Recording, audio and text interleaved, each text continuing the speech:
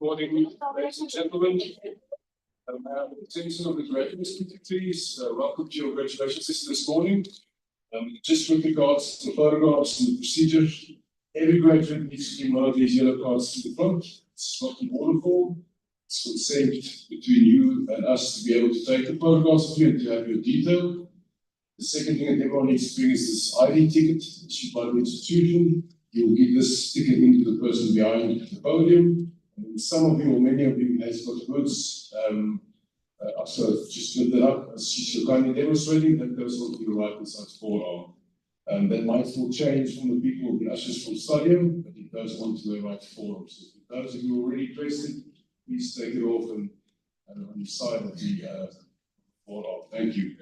Once you are requested to come up to the stage, please just don't go further than the first step, because the person in front of you, they're having their photograph taken, so you might move into their photograph. So just respect the fact that the person in front of you needs to finish, and then you can proceed forwards. You bring this ticket, and then you'll stand. There's a mark on the floor at the podium. After you've handed the ticket in, please just cover that mark with your right-hand side foot, which is the foot on the far side. Then the first photograph is to be taken. When that flash comes off, afterwards you proceed. Something might happen to some of you in the middle, and then you can proceed forwards, but it's applicable to everyone, to the banding box, things like stuff. And then you'll hand the hood over to the registrar waiting for you at the box. And again, there's a sticker. Please stand with your right foot on that sticker. It's going to be slightly off center from the person in the registrar position. Wait for the hood to then move over your face, and the moment it passes your chin, will be the exact time that that second photograph is taken. After that, please leave the stage, exit the hall through that first door. You'll be met by someone from STADIO in the middle, and please return back to your respective seats. Please do note that there's a third photograph we need to take. Afterwards, we'll exit the hall as you as a student group from the back row. A studio will be built behind you, and then just walk through that studio. That's the second person, and then you're allowed to go. All this photographs are taken of each and every graduate crossing the stage. However, if you want it sent to you by email, please, then you need to make an order if you haven't already done so. And you can do that orders after the session is done outside to the left. Thank you.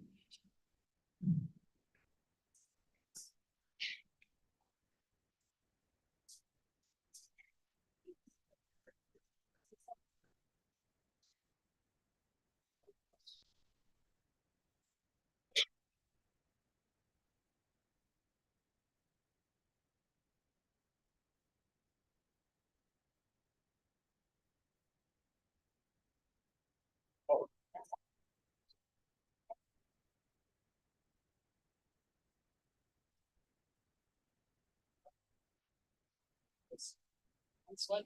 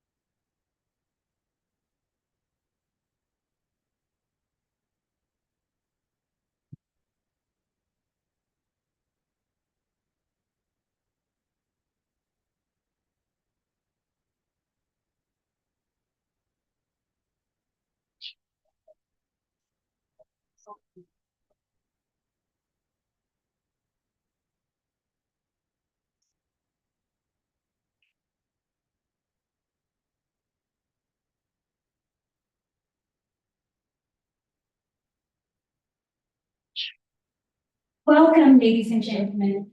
Please rise for the entrance of the academic procession and remain standing for the singing of the national anthem and the African Union anthem. Please remain standing until asked to be seated. Additionally, all graduates, please remain seated after the ceremony has concluded so that we may take your photograph. Thank you.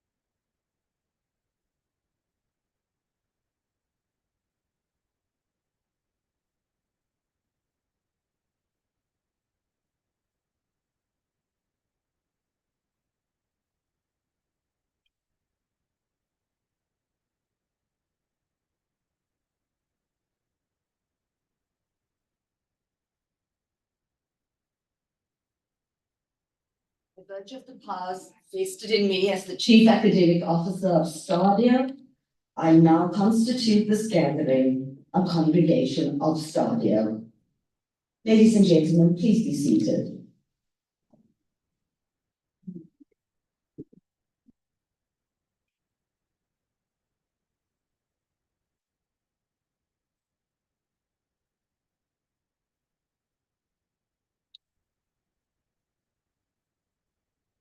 Ladies and gentlemen, I'm informed that the ceremony opens with the anthems.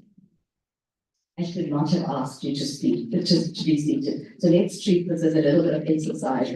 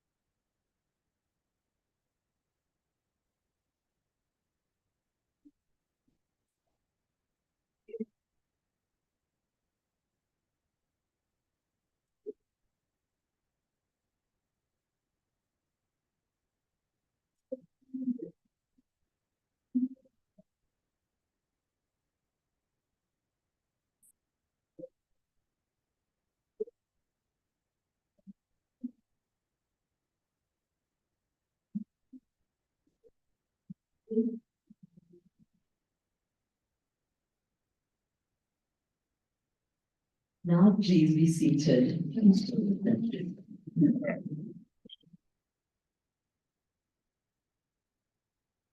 Morning, ladies and gentlemen. Let me try again. Walalapo? Kwemora? Wapenduka.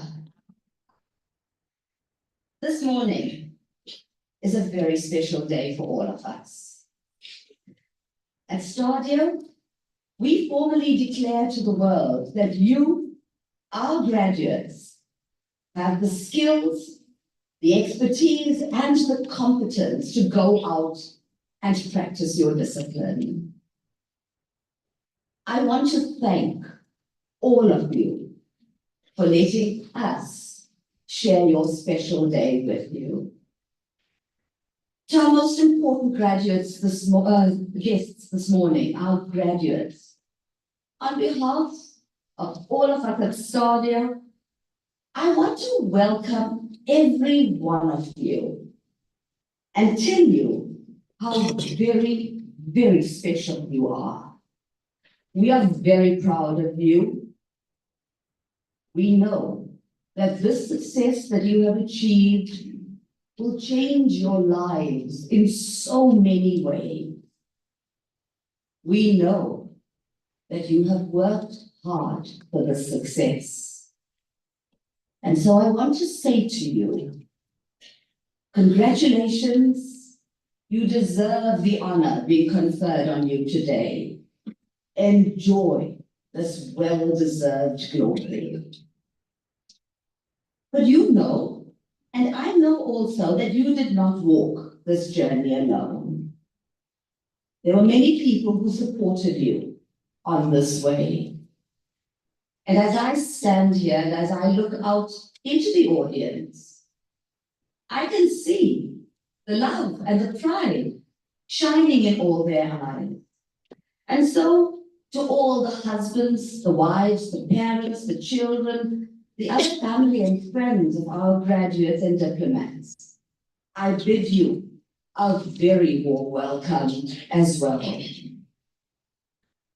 To Ms. Rosalia Martins-Halsiko, our guest speaker this morning, who will be delivering the keynote address, I want to thank you sincerely for sharing this morning with our graduates. Ladies and gentlemen, STADIO is built on the principles of African Ubuntu. And this is a value that we foster and one that we protect very jealously. we count our graduates as being amongst the most important role players in our STADIO community. And in acknowledgement of what that means to us, 2 years ago, STADIO introduced the Kulisa Student Share Scheme. Anyone, do you know about the Kulisa Student Share Scheme? I see some of you do, some of you don't, but for those of you who don't, let me just say very quickly that STADIO is a company listed on the Johannesburg Stock Exchange. And as a company listed on the Johannesburg Stock Exchange, what this means is that we have shares and we have shareholders in our business. Under the Kulisa Student Share Scheme, STADIO has become the first higher education institution in South Africa, and we honestly believe in the world, the only higher education institution globally to award shares in our business to our postgraduate students.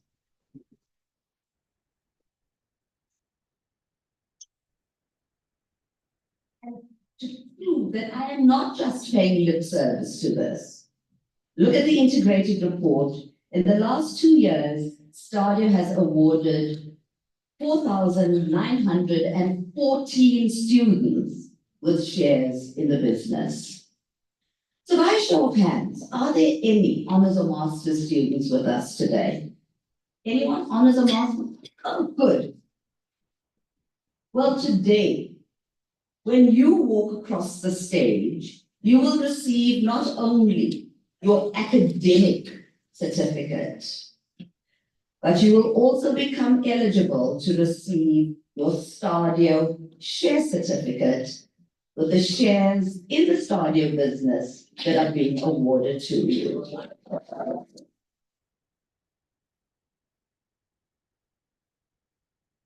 We truly hope from our side that it will make a big difference to you and your family.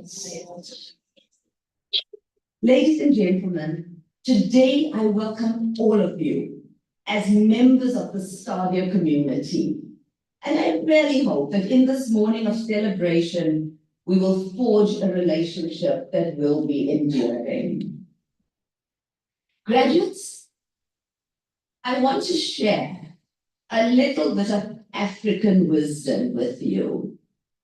And if you remember nothing else that I say to you, please remember this. Every morning in Africa, an antelope wakes up knowing that it must outrun the fastest lion, or else it will be killed. Every morning in Africa, a lion wakes up knowing that it must outrun the slowest antelope, or else it will go hungry. It doesn't matter whether you're an antelope or a lion. When the sun comes up and you wake up, you'd better be running. At our graduates, you have started this running journey. And I want to say to you, please continue. And STADIO's commitment that I make as the Chief Academic Officer of STADIO is that we will do everything that we reasonably can to assist you on your journey. So I sincerely hope that in graduations to come, I will meet many of you again and again and again. Without further ado, may I welcome all of you once again and trust that you will celebrate the special event with us. I thank you.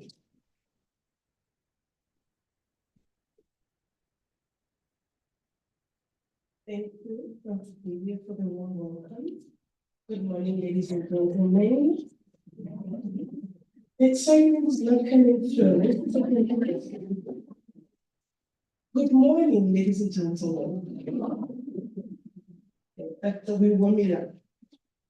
All right, it is my pleasure this morning to introduce you to our keynote speaker, Ms. Rosalia Martins Ausico. Rosalia is the Chief Executive Officer of the Motor Vehicle Evident Fund. She ensures the sound governance of the fund and organizational strategy that it is aligned to national policies and goals. Her expertise includes public relations and communications, strategic management, public speaking and human resource management, marketing, stakeholder management, and performance management. She holds a range of qualifications, including 3 master's degrees, 3. One in Master of Philosophy and Management Coaching from Stellenbosch Business School, another master's degree in Business Leadership, MBL, from UNISA School of Business Leadership, another master's degree in Culture, Communication and Media Studies from the University of KwaZulu-Natal. She has achieved a range of achievements throughout the years in her career. Few things to highlight: she was awarded the Namibian Businesswoman of the Year in the category of Government and Community in 2015. She was awarded 2018 the Most Inspiring Woman at the African Women Conference. More recently, in 2020, she was acknowledged as Namibia's top executive on outstanding contribution to the tenets of innovation, leadership, and resilience. Without any further ado, please help me welcome on stage our keynote speaker, Ms. Rosalia Martins.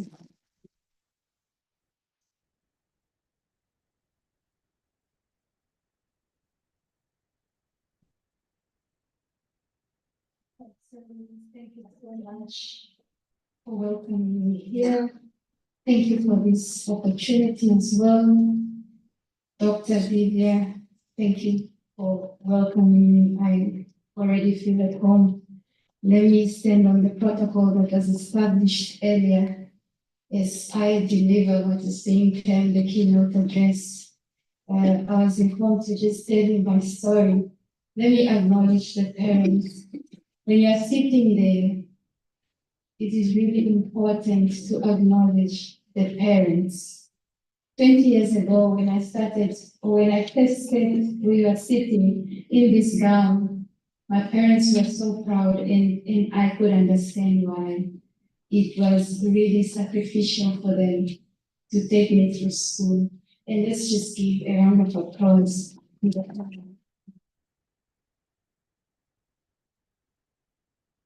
And the most important people in the room this morning, the graduates, you also deserve a round of applause.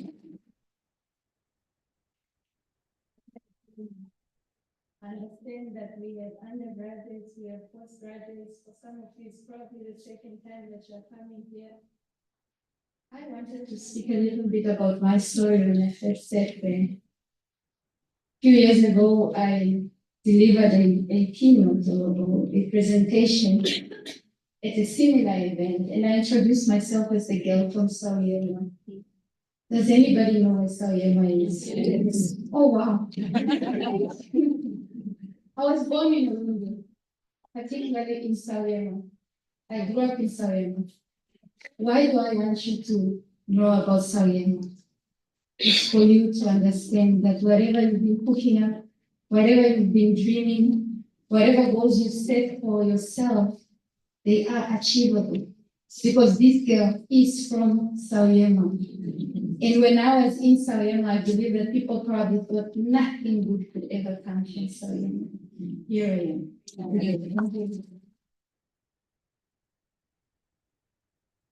I grew up in a family of 4. Historically, none of my family members had been to university. And I am the 3rd born in my family. And from time immemorial, I don't know where it came from. I always had goals. I had what you call today in business a vision board. They have a fancy name for it. But we used to call it flag book. Yeah. Flag book. Can you relate to it? And we used to have magazines, my home days, we used to call them my home days because we couldn't really say it the way it should have been. We would cut out dresses, cars, and everything. I had it in my flag book. I can tell you, I wanted to drive a BMW. There was a BMW. I wanted to be married to a tall, dark, handsome. And I wanted a family. Well, life doesn't always turn out the way we planned it because I always imagined I'll be a mother of two beautiful girls. I ended up with 3 boys. I don't know. But they're wonderful. They're really wonderful. My boys have long hair. I braid them, and my mom said, that's consolation. Yeah. So I had that. And it helped me to focus because whatever went into that book is what I wanted for my own. But my circumstances around me were saying something else. Firstly, is that my parents couldn't afford to take me to university. After school and during the holidays, I'd go to the open market to sell tomatoes to make ends meet. I did it so passionately. I loved the company there. It came to a time when I was becoming very conscious. I was growing up and the boys were noticing me. So I came up with a strategy. At the open market, whenever I'd see the boys coming from a distance, I'll also stand up for my, where I would sit with my tomatoes. I'll stand up and I start asking the others what the prices of their goods. That was the story, but it made my journey more enjoyable. And the day came when I finished grade 12. I was excited, looking forward to university. I had applied at various universities, and because I was amongst the top performing students, the school also applied for me. I had acceptance at the University of Potchefstroom. I had acceptance at the University, Rhodes University, because at that time I wanted to do journalism. But my reality was very far from that. I didn't have funding to go to this university. And then I applied at the University of Namibia. That was really my third choice. But deep down in my heart, I knew that was the only choice I had. Because at the University of Namibia, my parents could still try.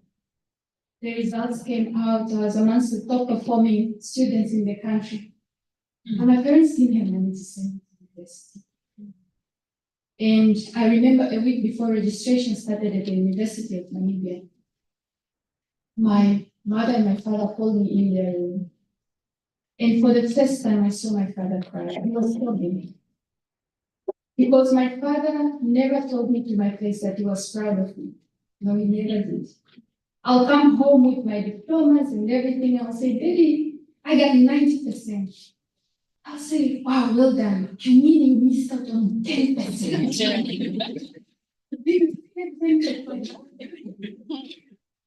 But it encouraged me, and I knew how much he loved me. My father was a perfectionist.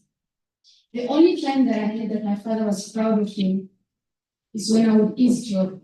I would eavesdrop at every conversation my parents would have. I was a journalist in the house. I would tell the rest of the siblings, they had a fight again. And this time the fight was about this, it was about money, it was about your school, it was about this, because I'll always eavesdrop. And whenever there were guests and I would eavesdrop, my father would boast about me. That was the only time that I had that my father was proud of me. Now, this morning when they called me in the room, my father was crying. And he stood up and he said, my girl, I'm so proud of you. You've made it this far, and I know your dream is to go to university, and you don't want to join your brother and your sister and start looking for a job. And I said, yes, Daddy, I want to go to university. My father took $4,018. That's what was required to register at the University of Namibia. And he said, go and register. I don't know what will happen afterwards. I cannot promise that I'll keep you there. I'll just go and register, and we'll find out who will find the rest of the funds to take you to university. I went to the University of Namibia. I registered, and I think a month after being at the university, one of the places where I applied. I didn't know that my mom was going to their offices every day bothering me. And she said, give my daughter a bursary. They called me and they awarded me a bursary and they refunded the 4,000 from 80 to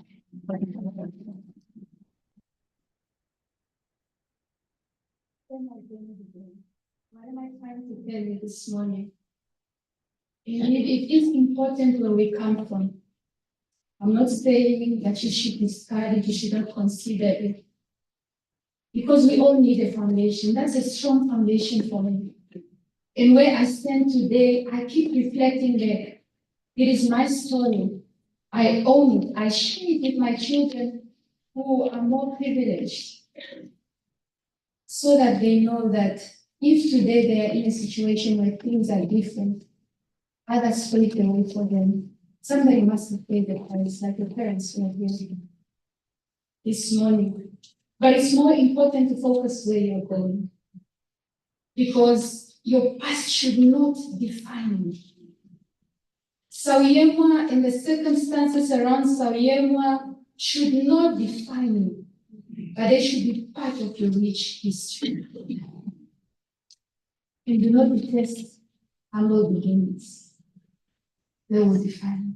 So just some of the lessons I've picked up along the way in my short experience in the workplace, my short experience being a leader in this country, in public enterprises, in private.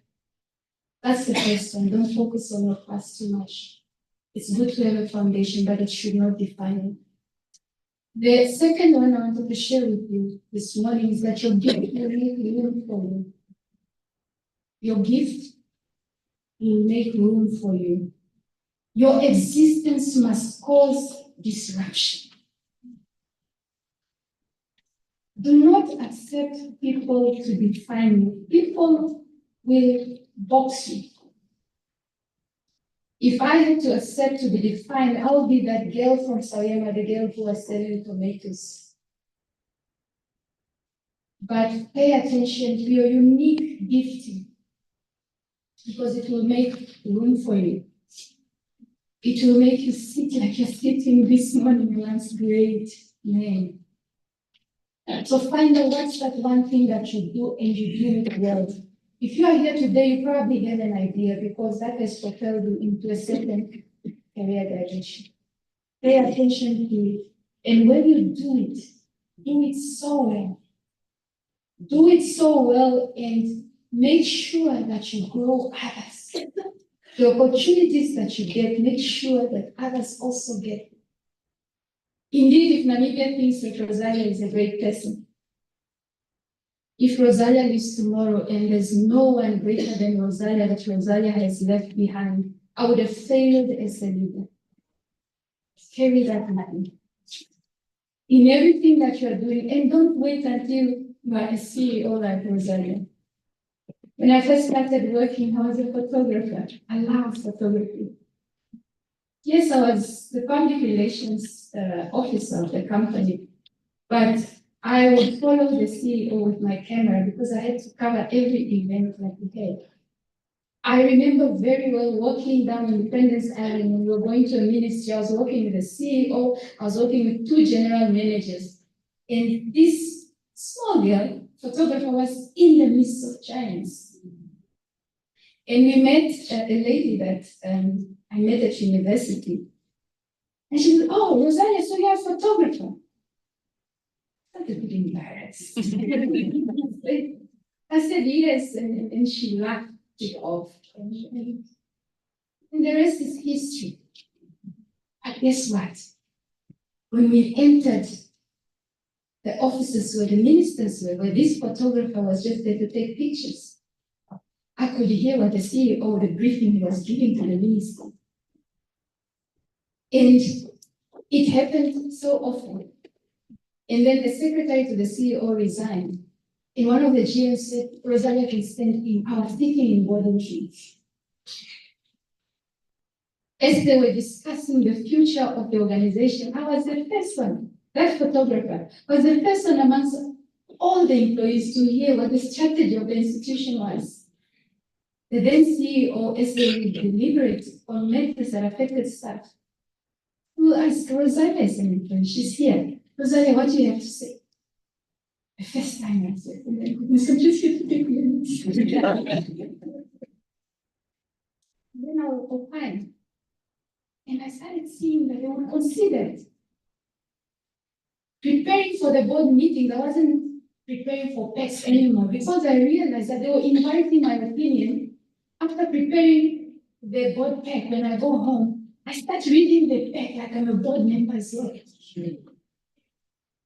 And the next day when I come in the boardroom, I was contributing.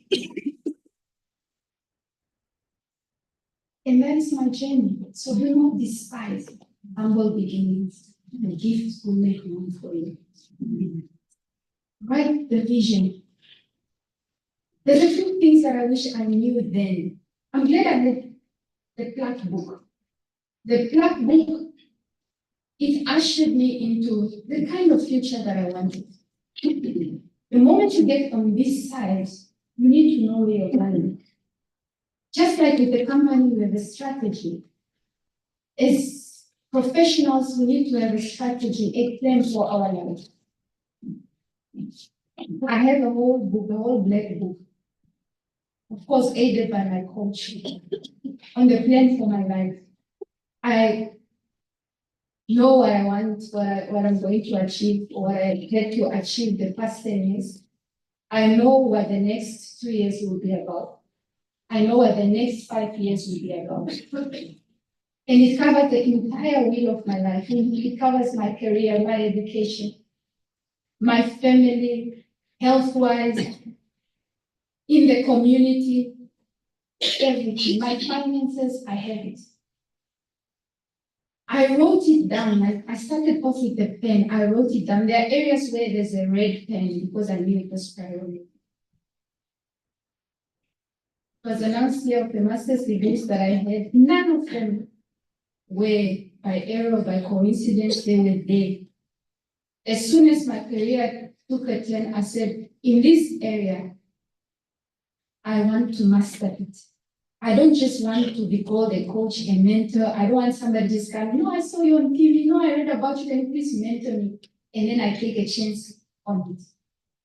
Everything I do in my life is deliberate because I have a plan. I have a strategy on where I want to be the next 10 months. It's not too late to start one today. It's after this long and start right now. Remember that you are leaders of an ecosystem. You are leaders of an ecosystem. It took a while for me to understand that. Appointed as the CEO of the Motor Vehicle Accident Fund, I felt that I had to put my entire focus on the MBA fund. And then the president appointed me on the council of the University of Namibia. And then I was on a board of directors of the bank. It was happening so fast. I was a board member in the NCCI at the same time. And I felt like, how will I cope? I started to understand that when you are a leader in an ecosystem. And if you understand that now, every action that you take is going to affect the entire ecosystem. So don't reserve yourself for the position that you are in professionally. What is the role that you are playing in your community? What's the role that you are playing at church? Whatever religious affiliation that you have, what's the role that you are playing at home? It will be a disgrace if I succeed. In front of the public, they would rate me as a true success, but I'm a failure as a mom at home. What is it that I'm passing on to my boys so that tomorrow they are better individuals? So that tomorrow they are better citizens of this country, they are better citizens of this world. It's an entire ecosystem. And life will teach you that your presence will be needed, whether it's in leadership and other and other positions that you hold, your presence will be needed not only when everything is going well. You should learn to lead even while you are bleeding. I love the Namibian anthem. It says, "Whose blood waters our freedom." There was a time when they were leading, even though they could see the blood of those that unfortunately couldn't make it.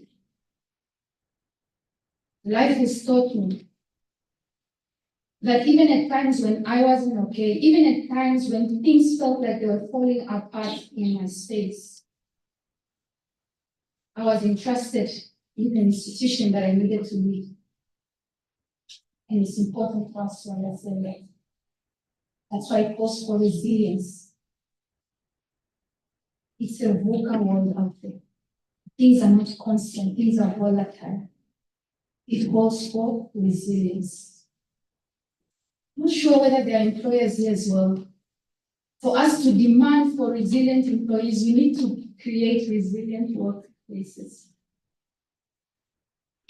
It's a partnership. Keep the intrinsic drive alive more than the outward rewards, because those are added on. The Namibian market is saturated. Sorry, I have to be the bearer of the bad news. Let me speak as an employer. The Namibian market is saturated. I often find myself coaching a lot of people who are focusing so much on getting a job. I can tell you today that some of you will go out there, if you're not employed yet, you'll go out there and you will find employment. And I'll tell you that some of you were not meant to be employed. You are meant to be employers. Now, don't focus too much on finding employment, that while the doors are opening up for you to be employers, you will not see them. There's a lot of developments happening in our country. The discovery of oil, green hydrogen, what is that role that you are playing in that economy? Well, I'm not into oil, I'm not into gas, but probably you are into catering, probably you are into property, bed and breakfast, Airbnb. It's booming out there in Lutris. Have you been reading the papers lately? The prices of houses in Lutris, there are those that saw an opportunity already, because they know there's going to be an influx in Lutris, there's going to be an influx in Walfish Bay, in Swakopmund. What you really thought was nothing, people are making something out of it. So some of you are meant to be employers.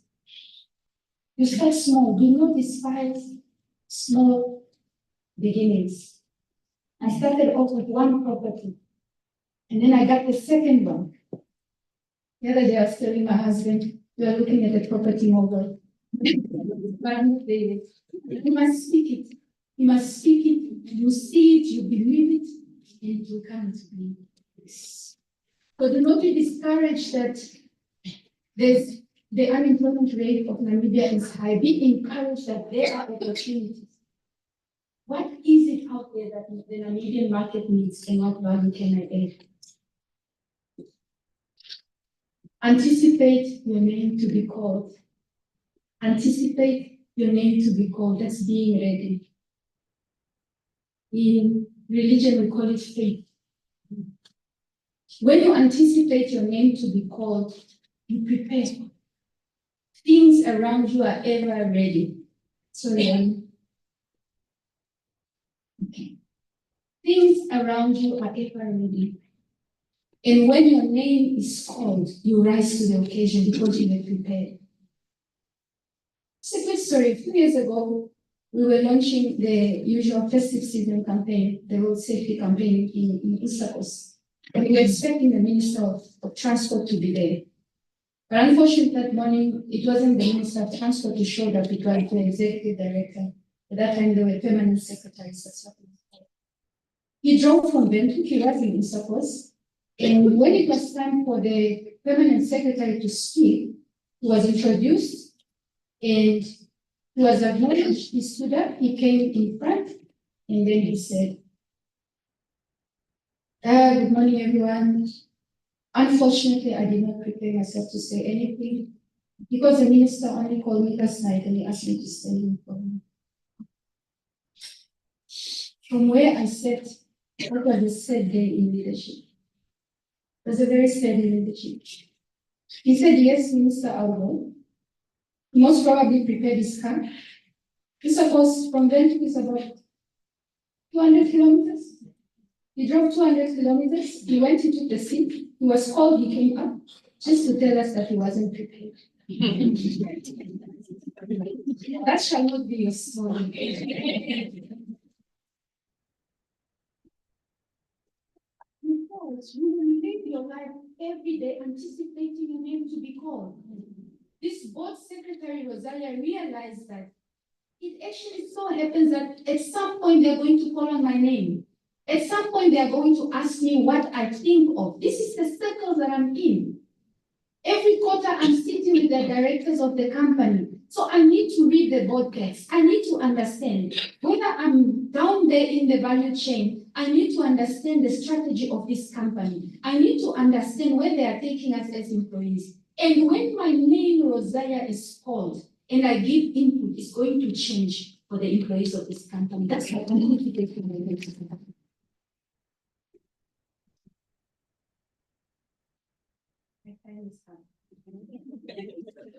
Sorry, in my former life I was paid to talk. I wanted to leave you with something. I was mentored by great people. One of them was my mother. May her soul rest in peace. I lost my mother 4 years ago. A woman of substance. A woman who knew so much, yet she never went to varsity. She was my well of wisdom. She mentored me spiritually. She mentored me how to be. I believe I'm a great wife. And I'm saying this, I just saw my sister-in-law in the crowd. I believe I'm a great wife, and I believe that I'm a good mother as well. These are the virtues and values that I taught me and my mother. But I also had other mentors. I had a business mentor, and then I also had a life mentor. It's important that you have those in your life. Wherever you find yourself, some of you are at postgraduate levels where you are getting your master's, so I believe that you probably are in the workplace already. You joined the workforce a few years ago. Have a mentor and have a life coach. It's important because learning never stops. That's the first lesson that my mom taught me. She came and said, my girl, you are big now, so I think it's okay to bring him home so that we can meet him. I said, okay. I want to continue studying. I'm not done now. And she said, learning never ends. Come get engaged, go to school. Come get married, go to school. Get your first baby, go to school. And I didn't realize that she was prophesying in my life, and that's really what my life has been about. So continue learning. And while you're learning, amongst that is having a good mentor or a good coach. So this is what my coach told me the very first day I met him at Gustav Holst's place in South Africa. He said, Rosalia, out of 10, how will you rate your life? Your joy, actually, your joy level. I said 7 out of 10. And he said, where's the other 3? What is taking the 3 out of 10? Initially, this, that, no, I'm worried about this and that. And he told me, I'm Christian, and I'm going to quote it as he told me. He said, John 10:10 says that I've come so that you may have life and life in abundance. Now that abundance is a 10 out of 10. Go back. Go look for what is taking that 3 from you having a complete 10, because you are meant to have a life in abundance. Celebrate progress. Whatever you're achieving here today, whether it's a certificate level, whether it's a diploma level, because it's a journey. Nobody just woke up and got a master's. They started somewhere. So today, when we leave this place, parents, celebrate. Celebrate your achievements because you made it happen. Graduates, celebrate it because you took that step. There are people who are sitting at home still. thinking I should go to university. You made it this far. Celebrate however small. Thank you so much for the opportunity.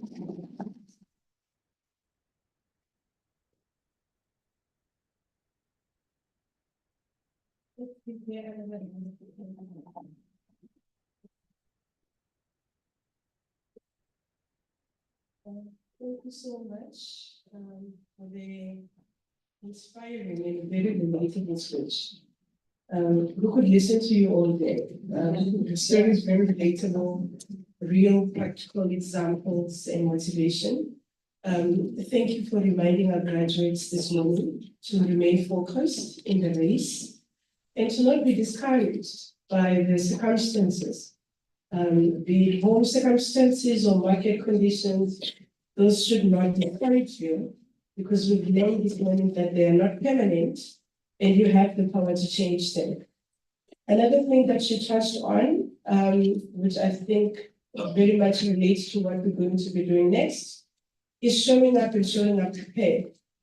We are now going to get to the main business of the morning, which is now the conferring of the qualifications. Please show up smiling. You all look prepared already. So you need to show up smiling, please. When you come on stage, just remember to smile. It is your moment. Remember, enjoy it. Don't try to run off the stage. Take it in and enjoy it. I am now going to request Ms. Mariette Pieces to present the names who appear in the program.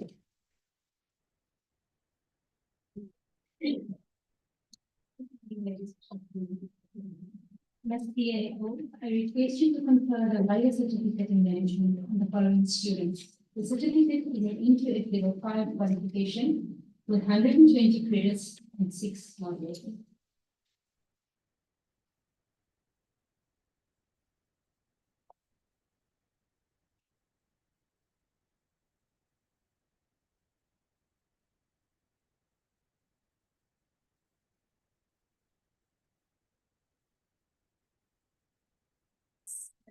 STADIO,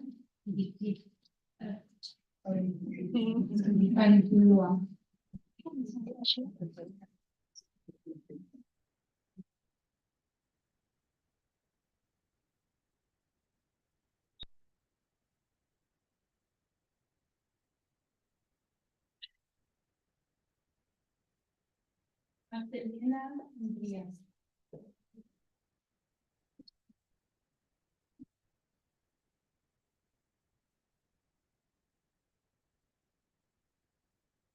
Nikhil Angala.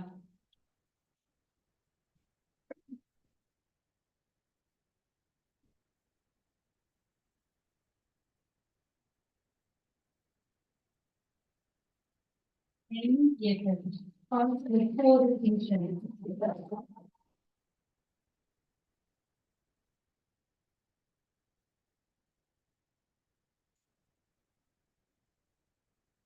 Bob.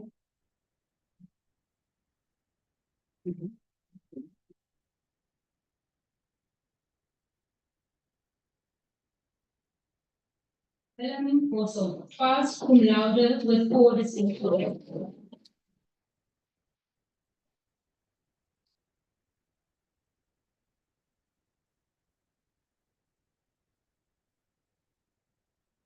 Dan Brandt.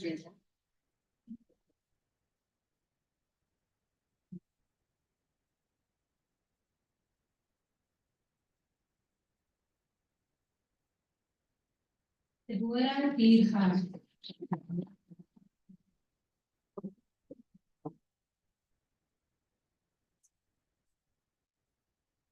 Wilbur Fielding.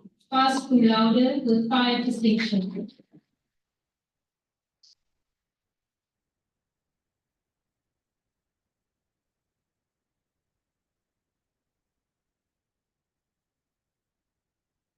Erica Reyes.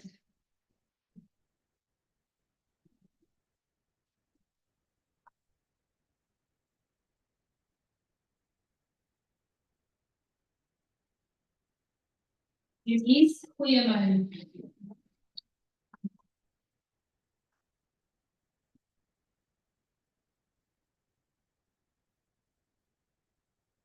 Hakim Yambula.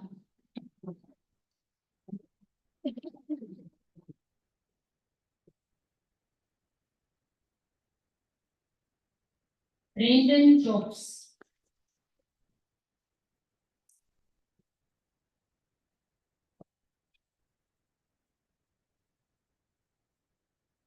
Adele Johnson, passed cum laude with 5 distinctions.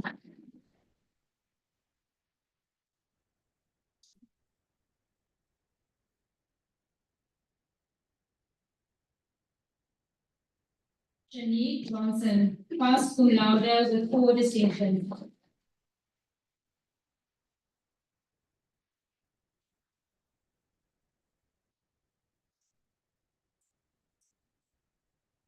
Indrina Kambala.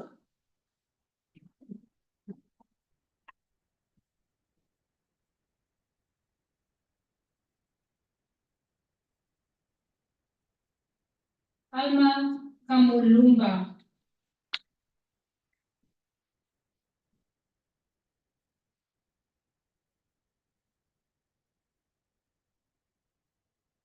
Kanu Kakungwa.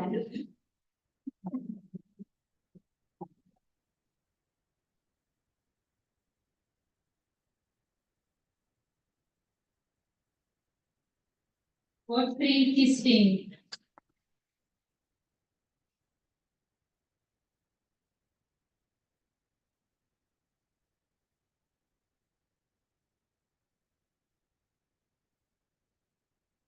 Nicole O'Hagan.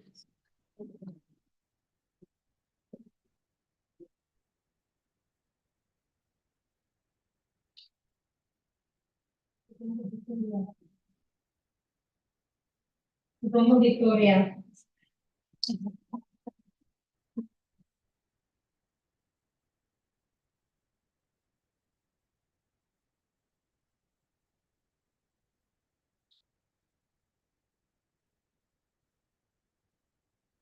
Ipapo Cox.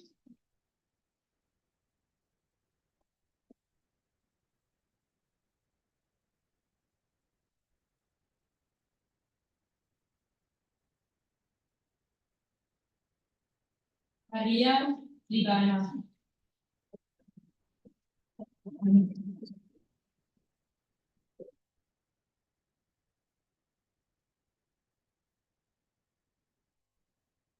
Eva Matengo.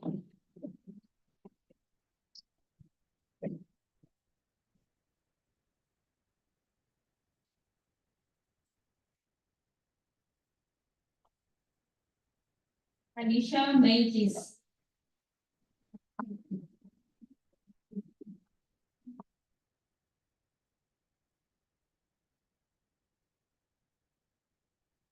Florence Mokosi.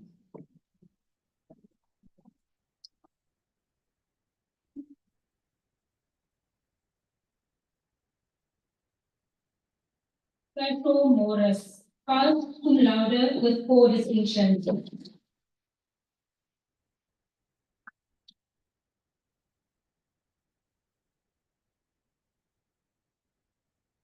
Maria Mujego.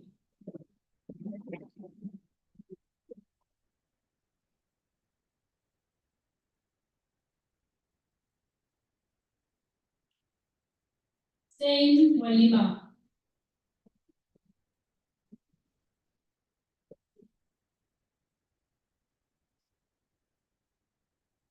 Mervyn Niels, passed cum laude with 4 distinctions.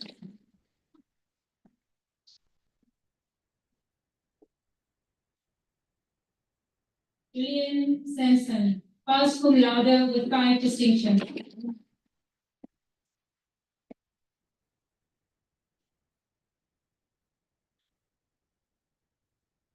Catherine Chandruka.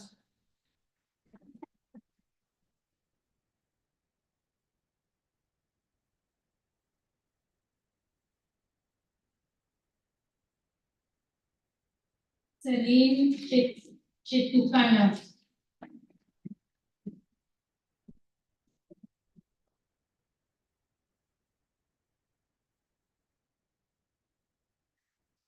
Fabian Chipua.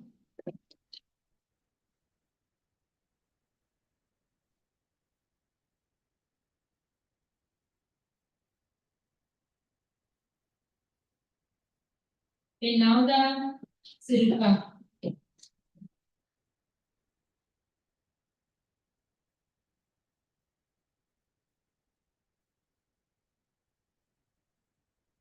Wilmien Snijderveld.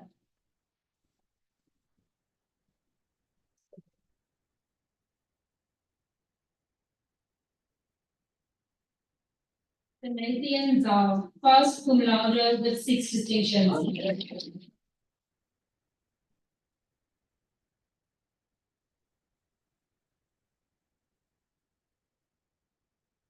Yolanda Steelman.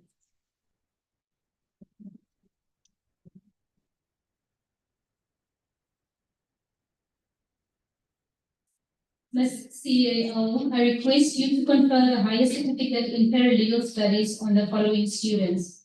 The certificate is an NQF Level 5 qualification with 120 credits in 7 modules.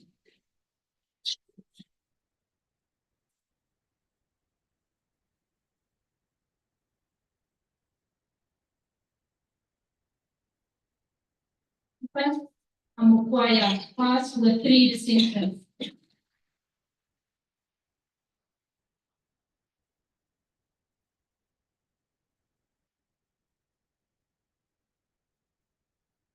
Namrod Bobora.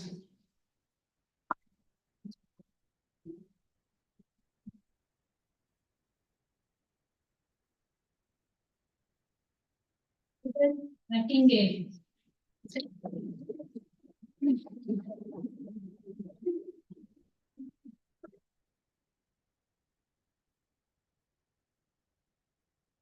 Pipolina de Almeida.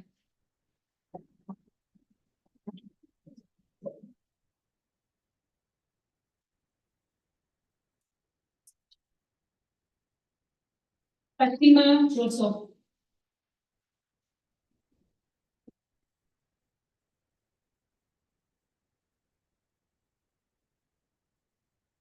Norton Siska.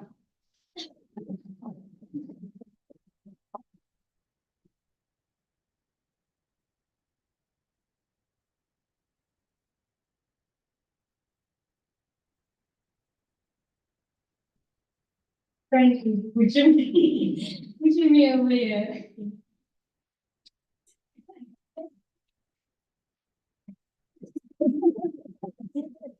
Tangelikwa Shalalukwe.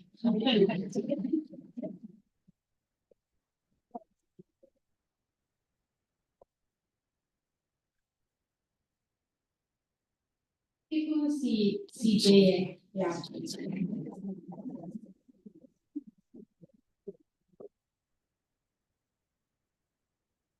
The finest Katilipa.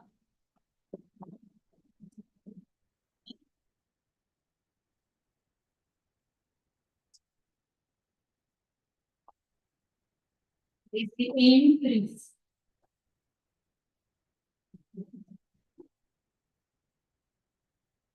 The PAO, I request you to confer the diploma in management on the following students. The diploma is an NQF level 6 qualification with a minimum of 360 credits and 14 modules.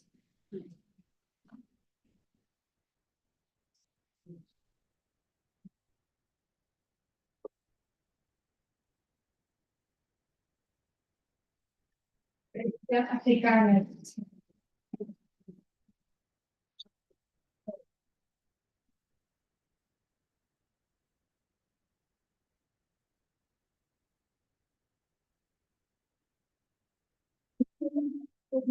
Fast cum laude with 8 distinctions.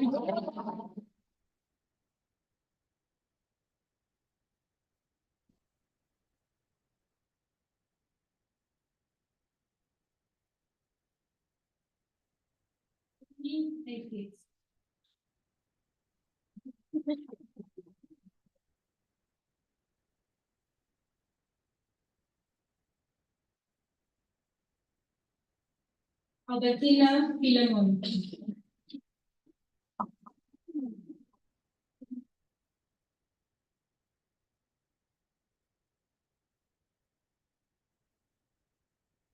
Samantha Gurigas.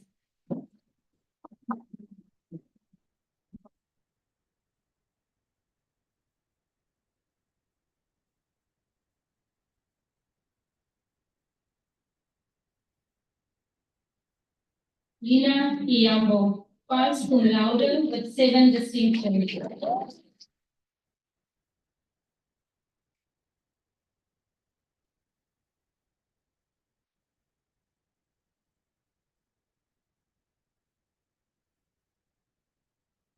Teresa Jemnek.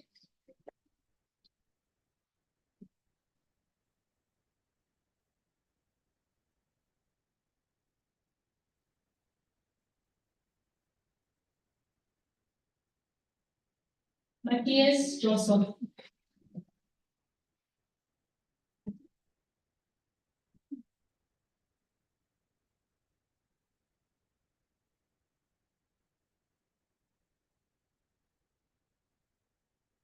Lionel Pakitonga.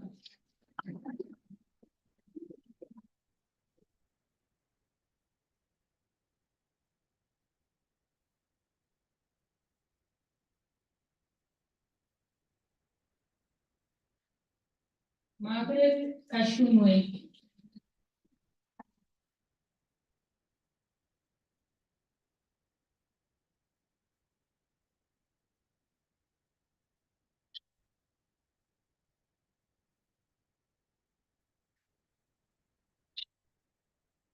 Kangono Yidibe.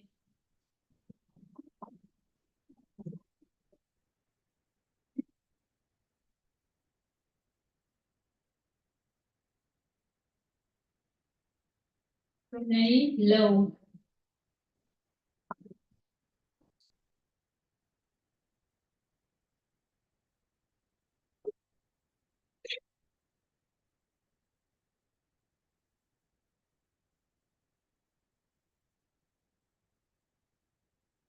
Vailiti Langini.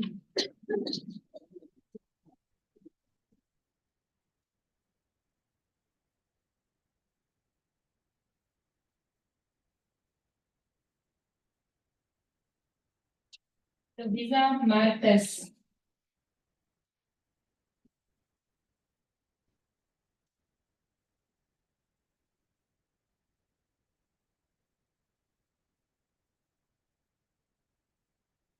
Jeremiah Mukoya.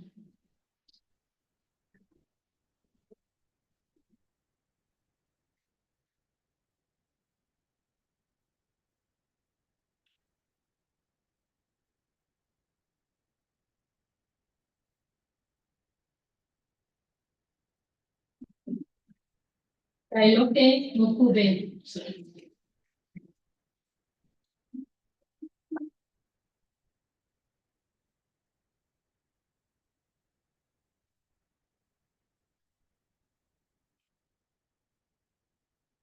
Brian McLary.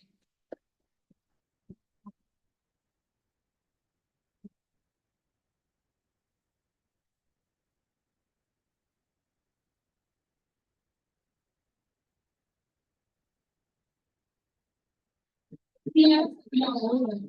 First cum laude with 9 distinctions.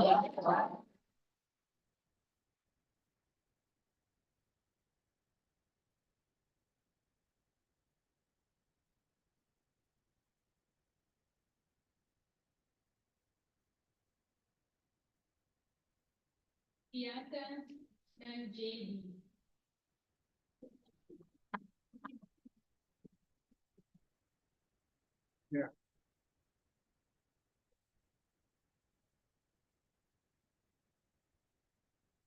Pata Ladokosho.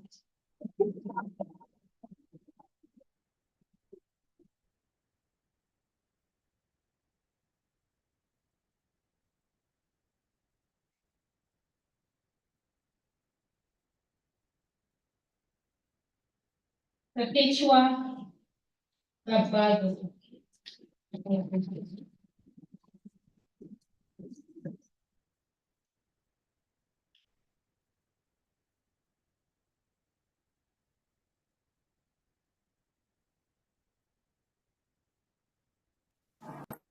Josephine Nesheko.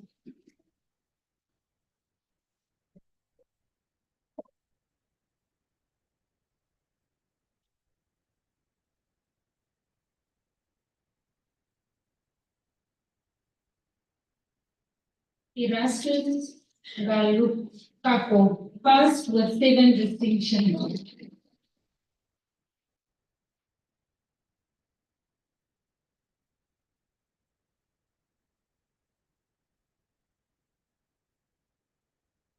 Rauna Petrus.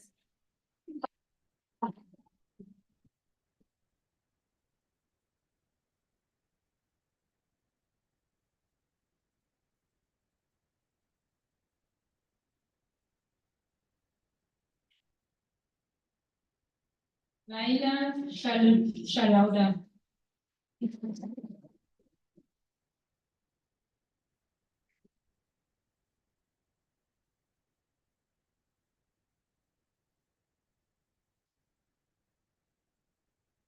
Sandra Chikongo.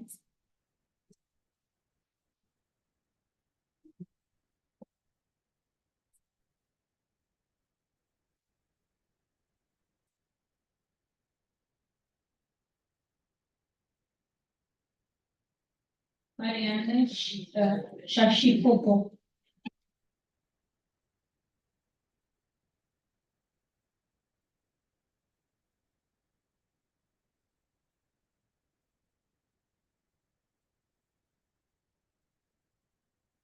Inda Nalenge.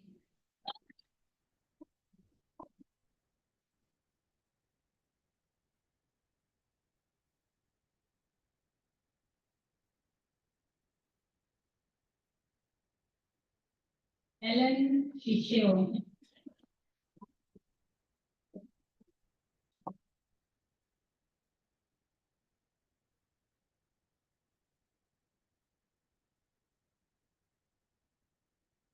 Claudia Sofika.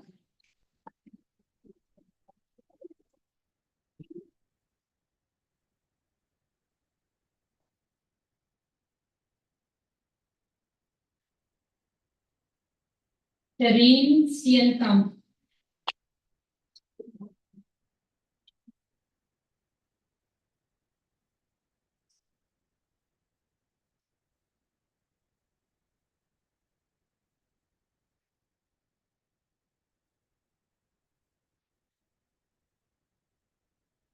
Shireen Kantis, first cum laude with 7 distinctions.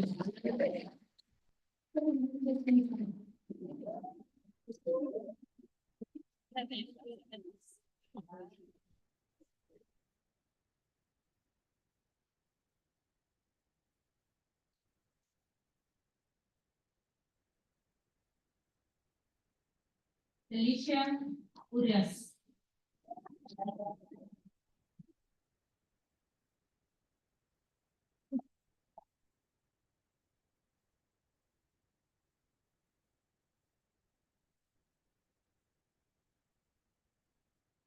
Rapandula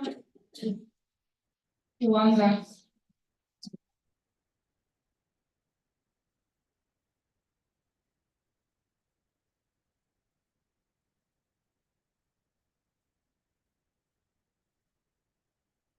Hilary Kasafi, first cum laude with 7 distinctions.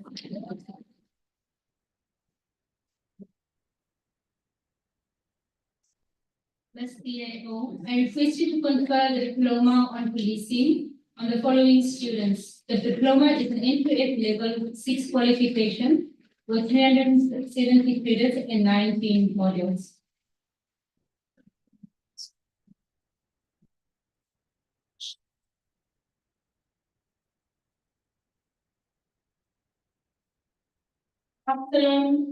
Absalom, that's it.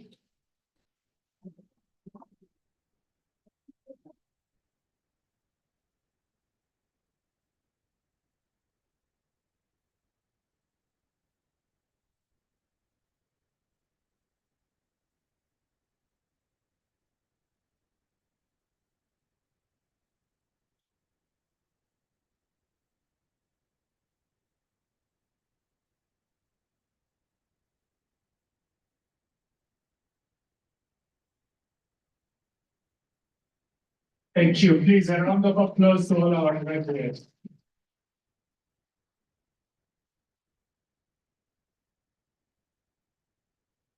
Ms. CAO, I request you to confer the Advanced Diploma in Management on the following students. The Advanced Diploma is an NQF level 7 qualification with 120 credits and 6 modules.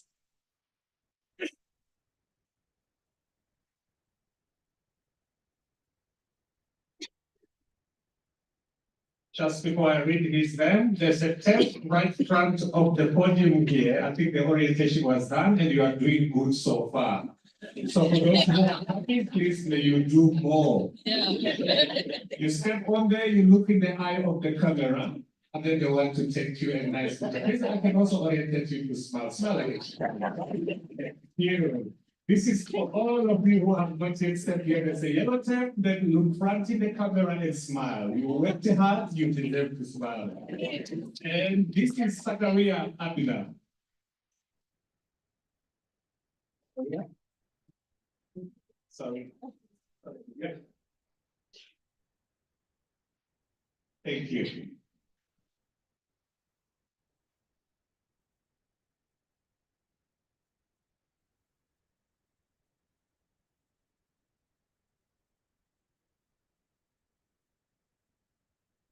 Lobisa Abakali.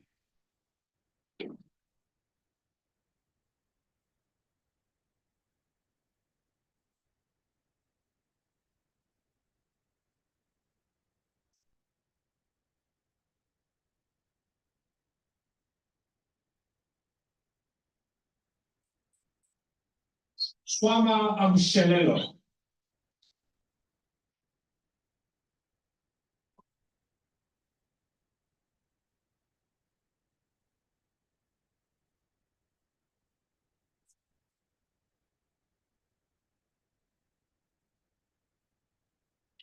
Natalia Shabalwa.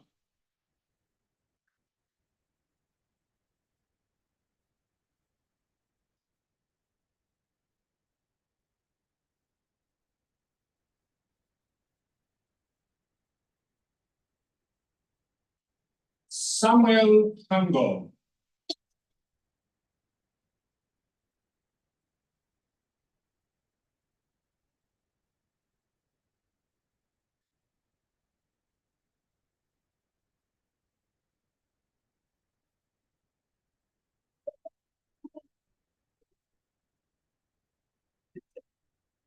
I don't know if they were informed about this, but this is Talohole Ipinge, passed cum laude with 3 distinctions.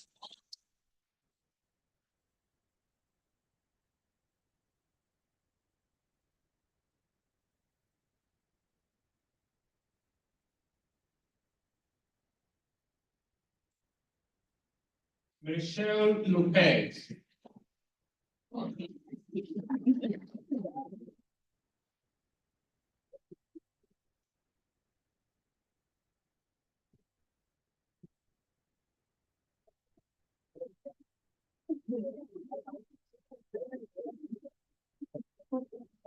Regina Binga, passed cum laude with 3 distinctions.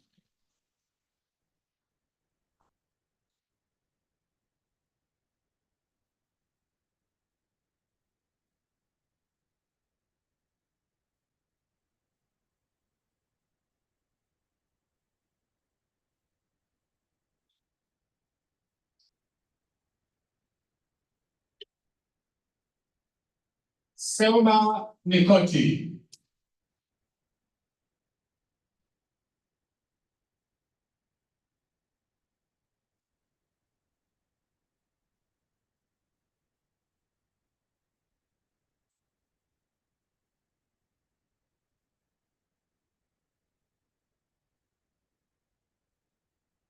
Agnes Petras, passed cum laude with 5 distinctions.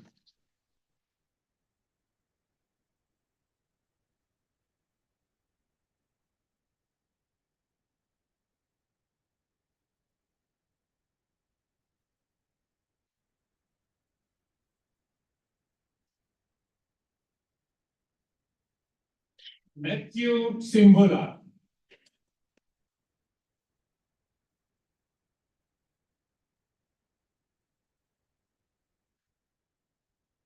Ms. CAO, I request you to compare the postgraduate certificate in education in senior affairs and further education and training. I'll take that again. Ms. CAO, I request you to compare the postgraduate certificate in education in senior affairs and further education and training teaching. Oh, that's a long qualification. I almost ran out of breath. On the following students, the postgraduate certificate is an NQF level 7 qualification with minimum 128 credits and 8 compulsory modules. Yellow tape and the camera.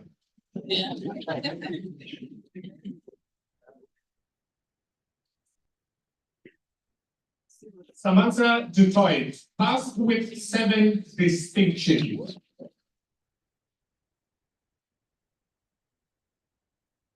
Thank you. Passed with a distinction, please, you look in the camera. Thank you. Just in case, because of excitement, you might have left your card of your name at any time as we will pass it on to you. We appreciate the excitement.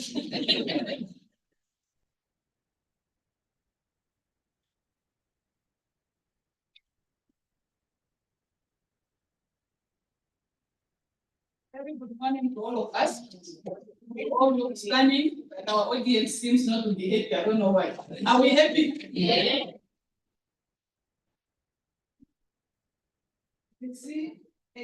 CAO, I request you to compare the Bachelor of Commerce in Law on the following students. The degree is the NQF level 7 qualification with 410 credits and 22 modules.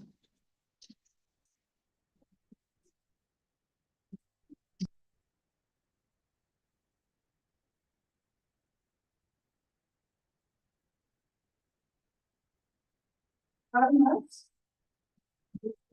Careful.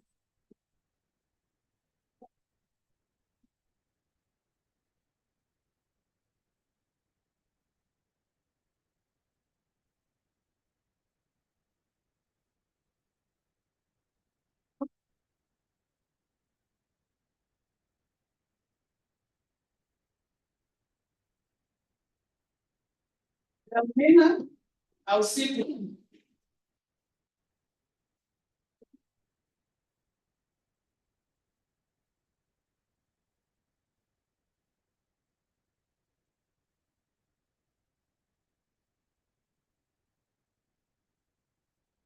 Mary Benade.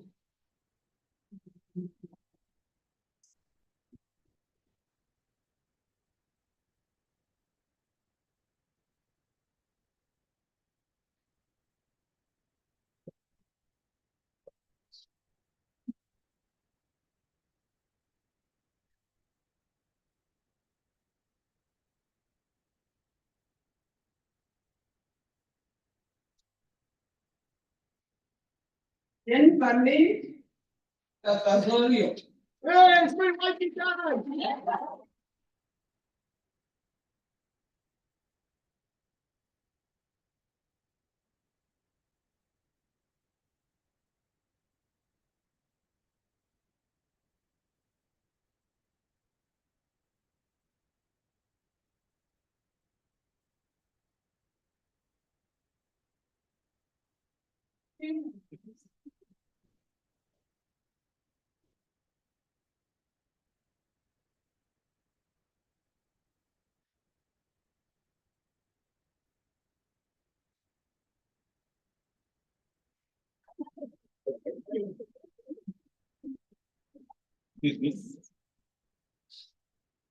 Adnita Brute.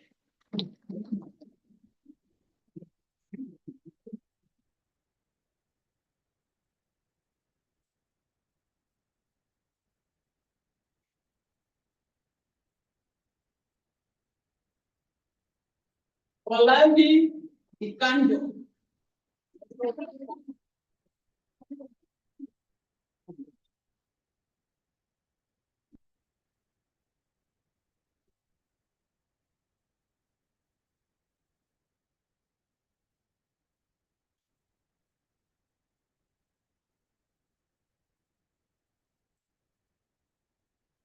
Olivia Haifete.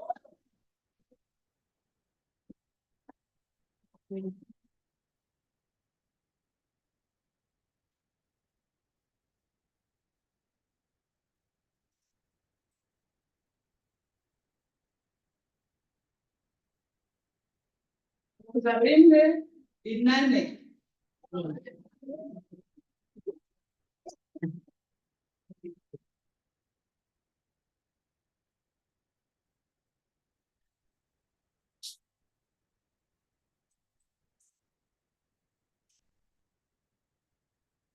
Absalom Emmanuel.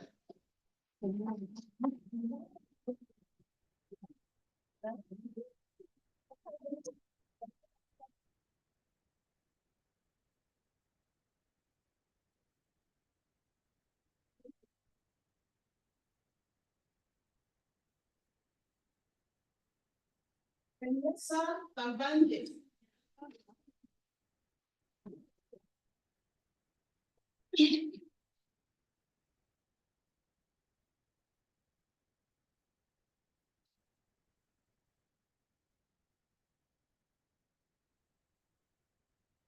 Lorenza Mawes.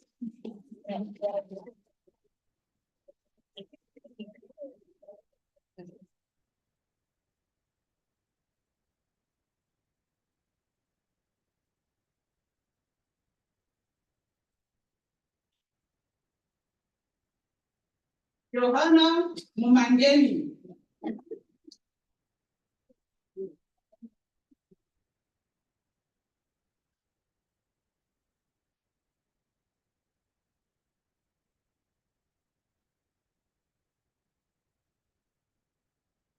Memory Naris.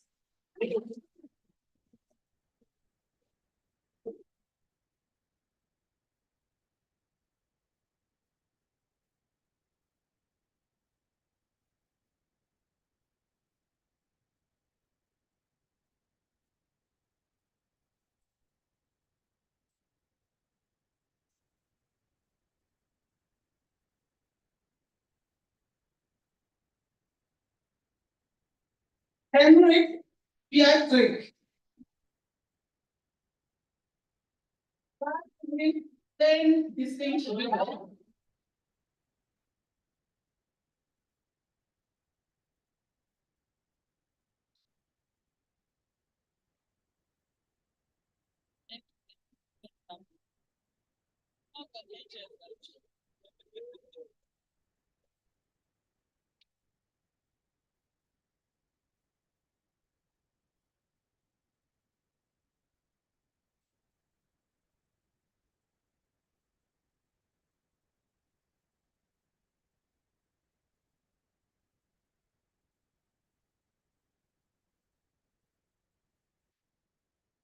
Genevieve Thompson.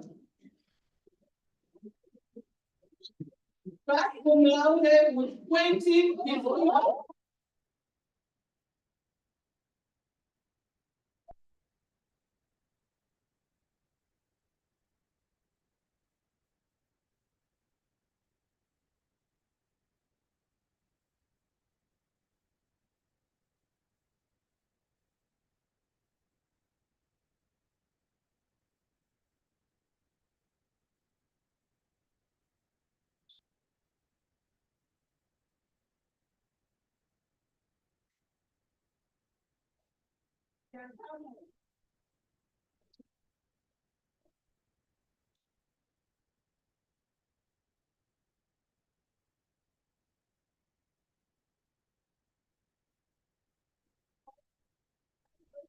The Bachelor of Business Administration on the following students. The degree is an NQF level 7 qualification with 365 credits and 18 modules.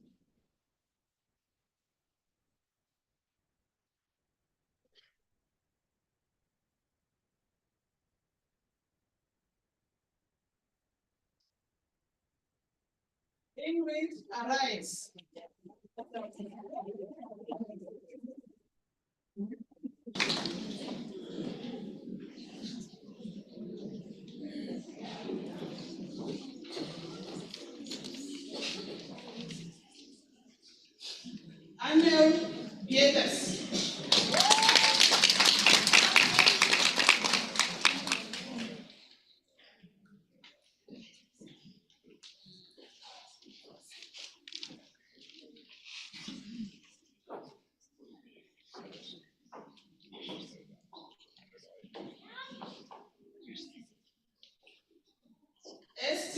Brand.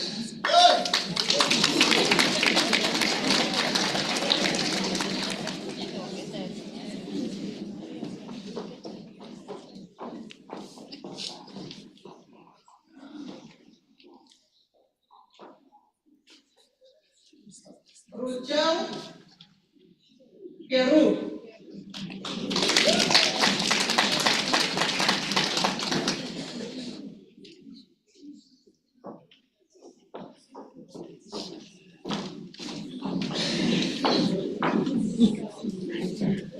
Cynthia Conradi.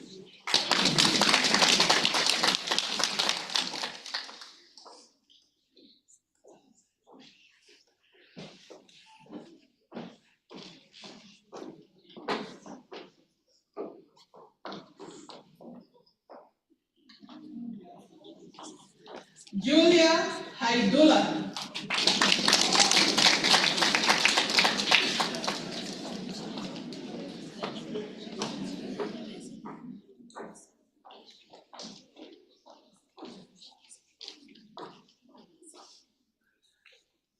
Sonia Hamawa.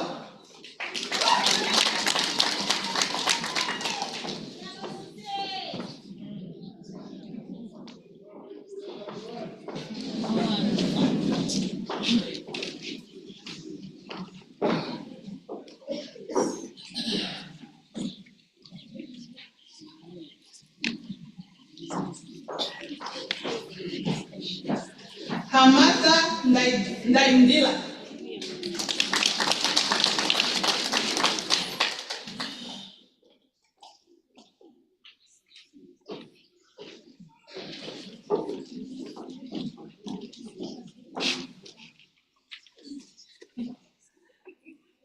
Krista Hambabi.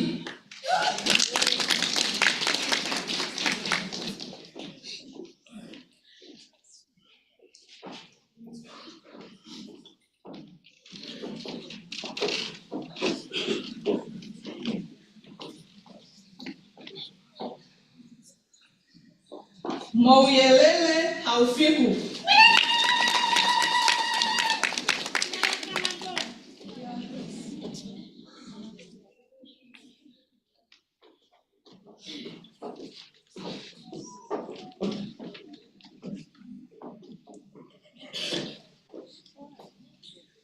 Saima Ikufe.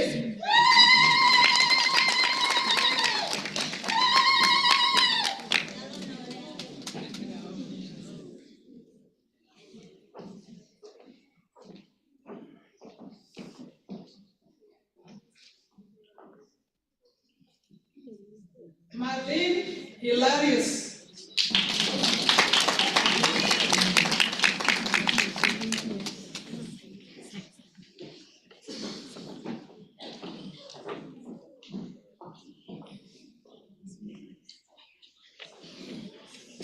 Agapitas Ita.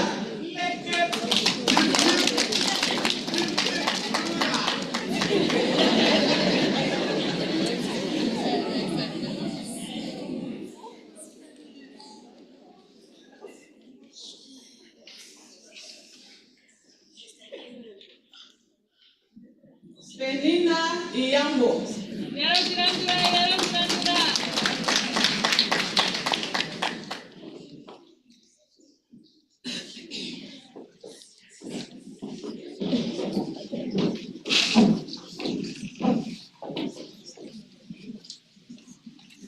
Linda Itula.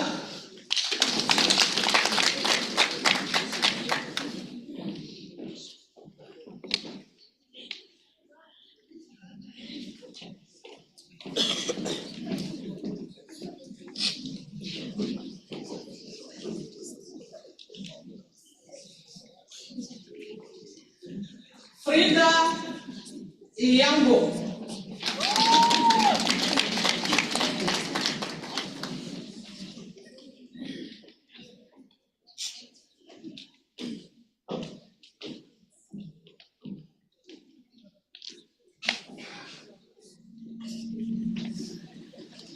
Chantel January.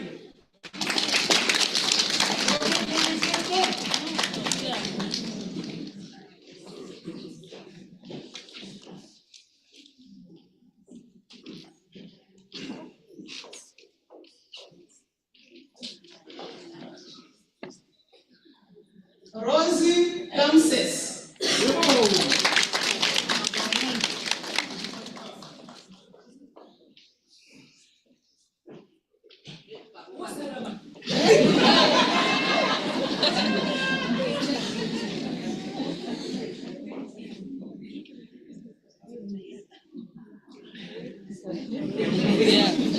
Wilson Kanji.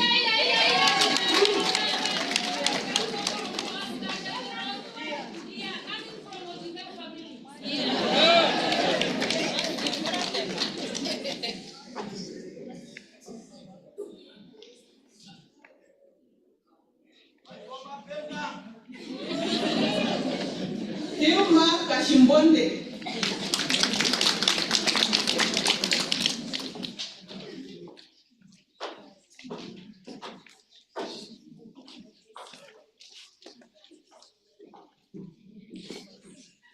Maria Kashivulika.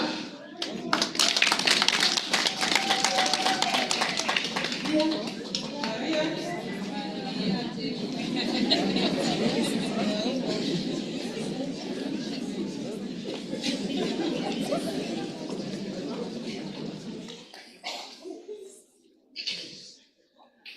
Tutaleni Kasindi.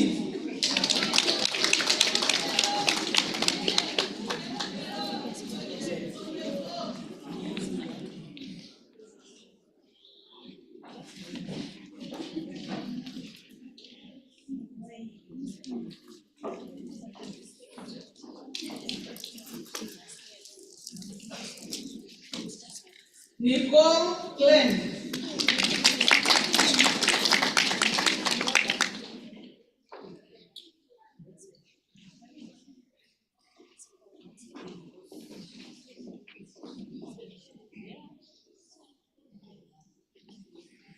Reginald Klokowski.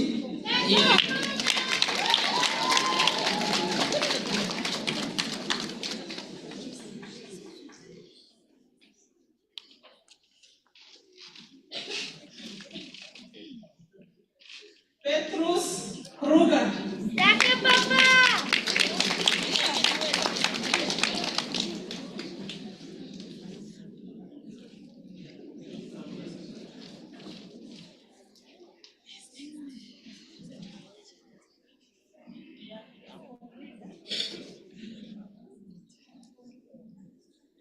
STADIO is graduating couples.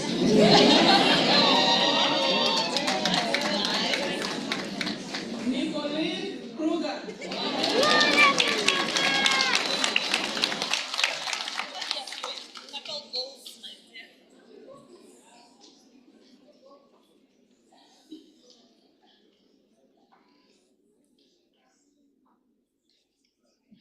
David Ushabuna.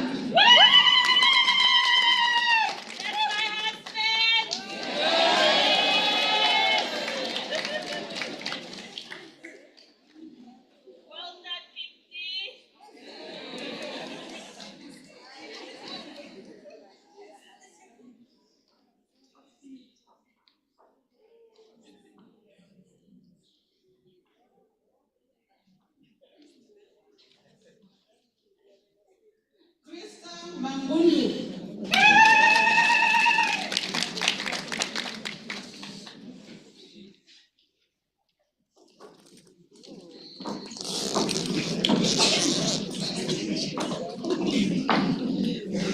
Tuwilika Martin.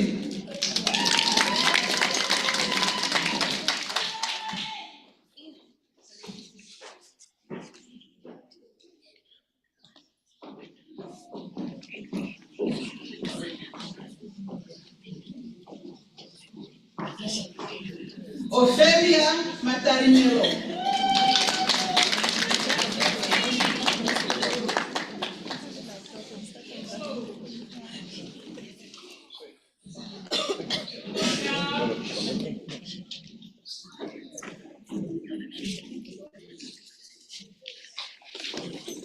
Emmanuel Moster.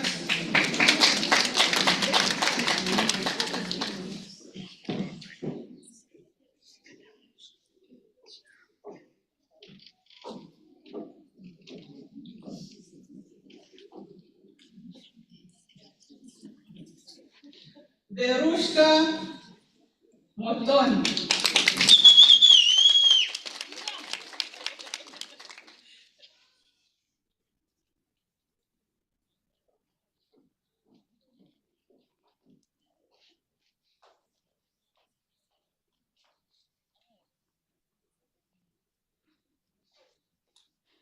Kazana Mwanandimai.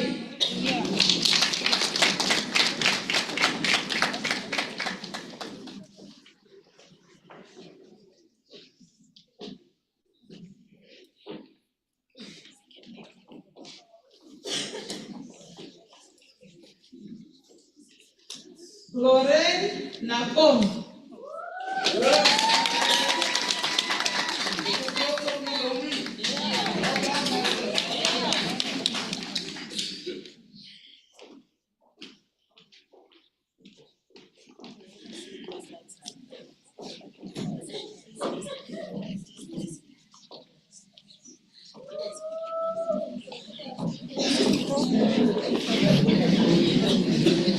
Besa Namene.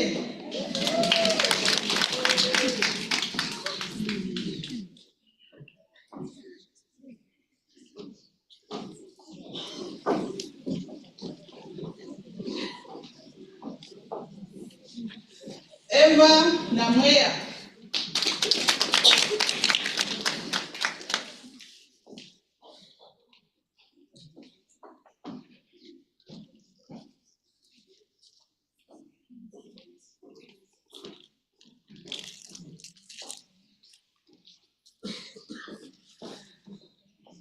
Nahuma Nashilongo.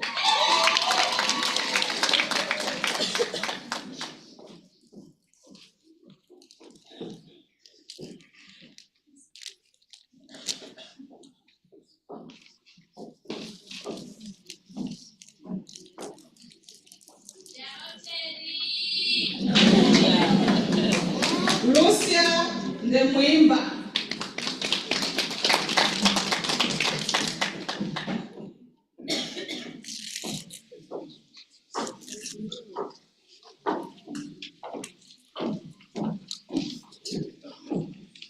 Selma Paulas.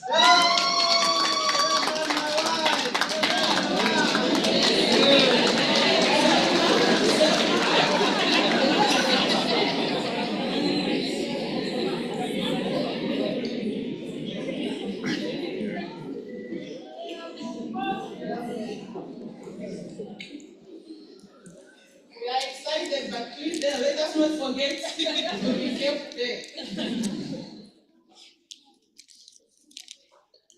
Xavier Rickman.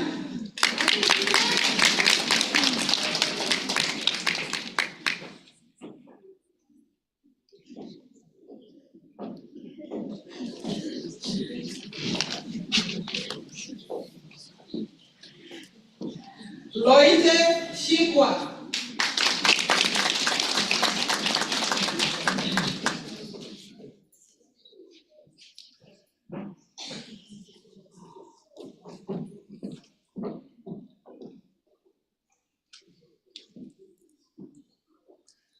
Karel Shimanya.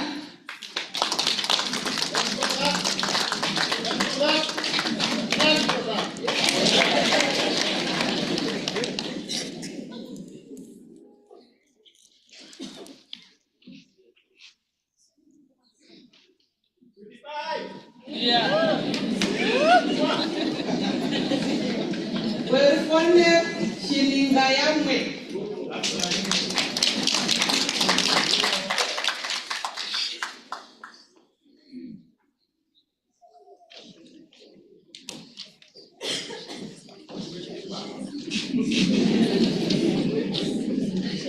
Hilaria Chipena.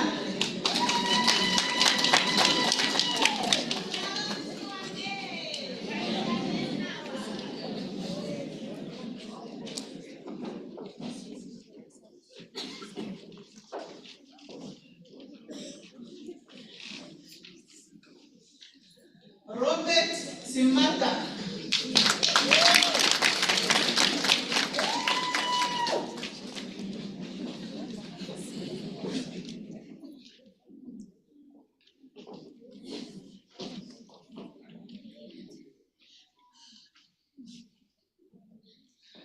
Roselyn Siukuta.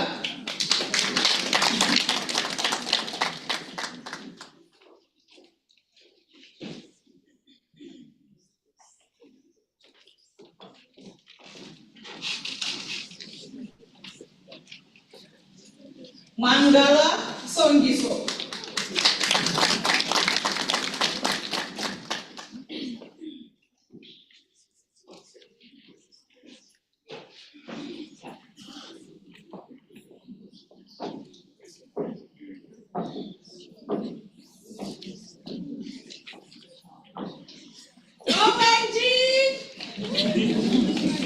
Vehekwa Chiweda.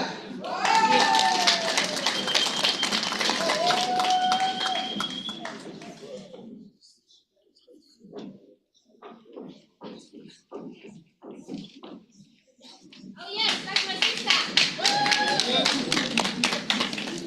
Sauti Udipu. Oh yes.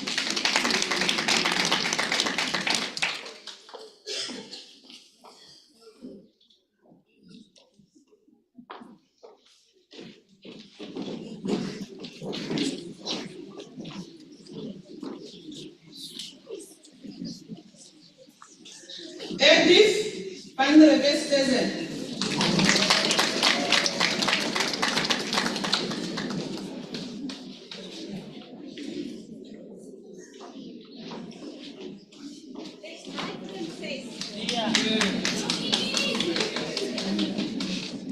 Monique Van Rooyen.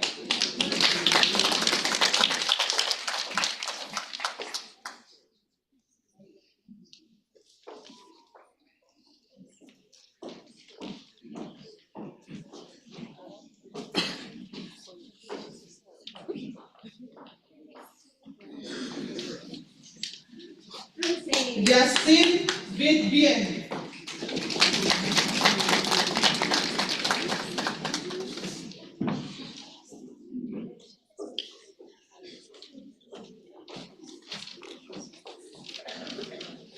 Ricardo Wola.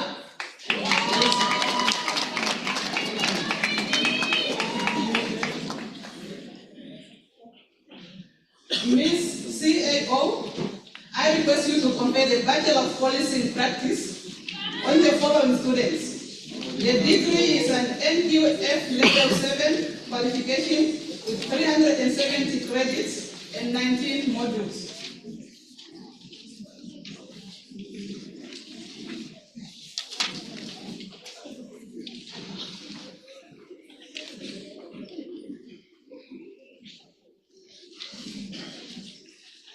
Joaquim Ashiana, pass cum laude with 6 distinctions.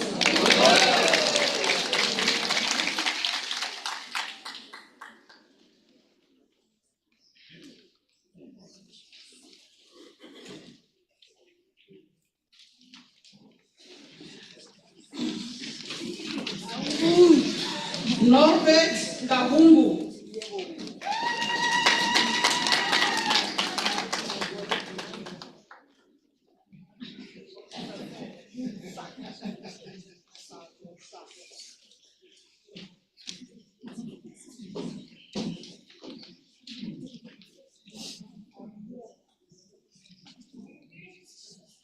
Junius Kawapirura.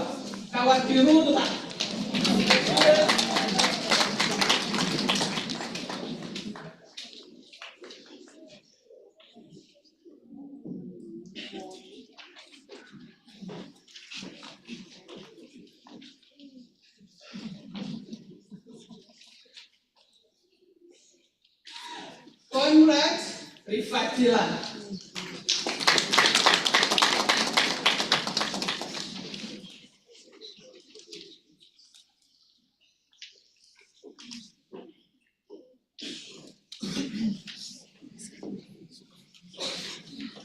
Petrus Zakaria.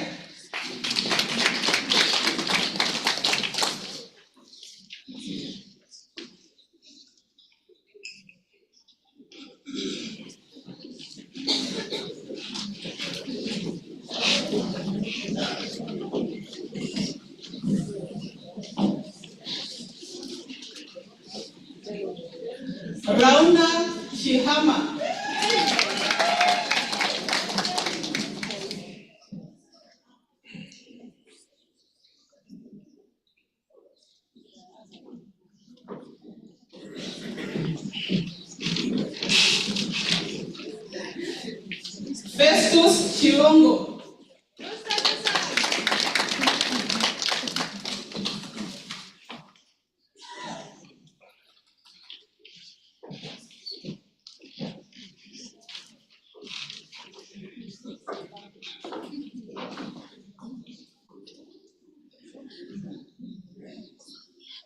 Sarah Chipanga.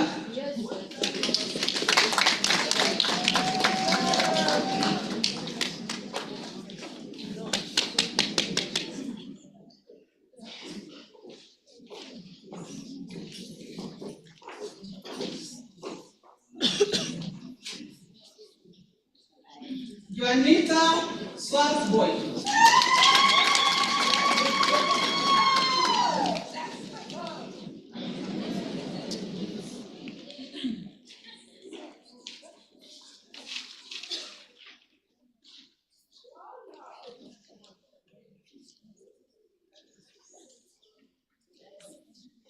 Elias Toivo.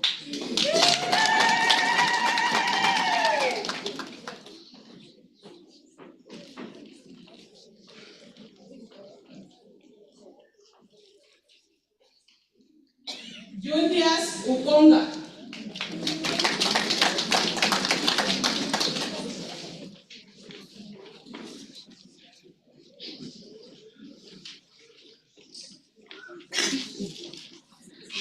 Miss CAO, I request you to confer the Bachelor of Arts in Law on the following students. The degree is an NQF level 7 qualification with 370 credits and 22 modules.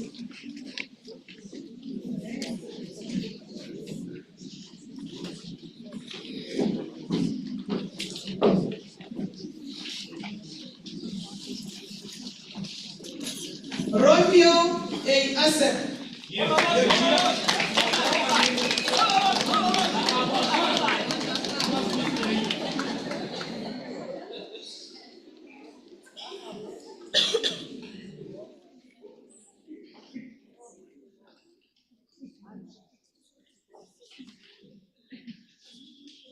Sharifa Chimuni.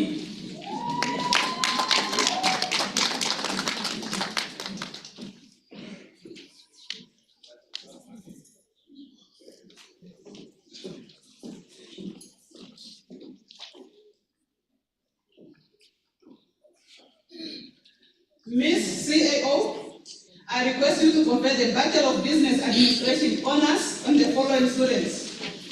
The degree is an NQF level 8 qualification with 132 credits and 92 modules. Sorry, my apology, 9 modules.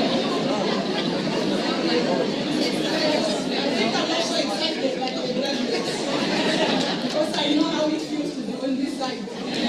Yes. Christophine Alves.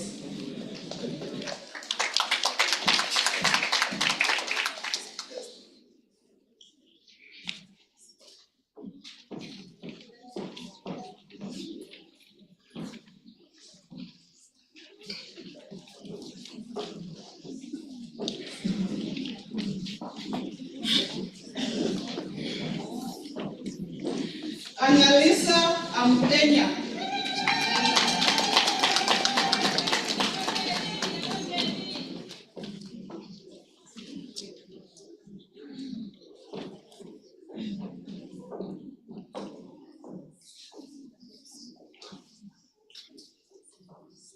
Phyllis Naimba Chaka.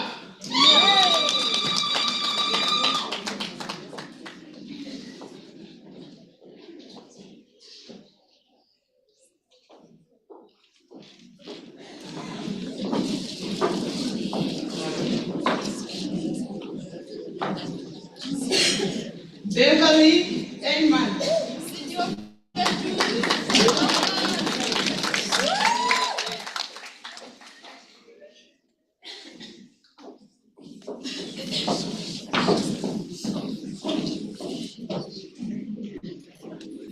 Martha Elu.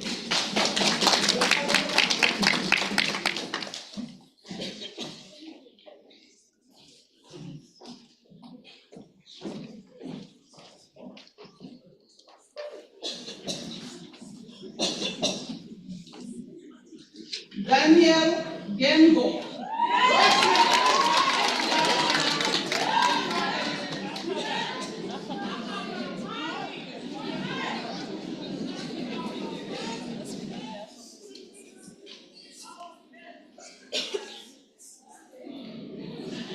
Wilka Haitali.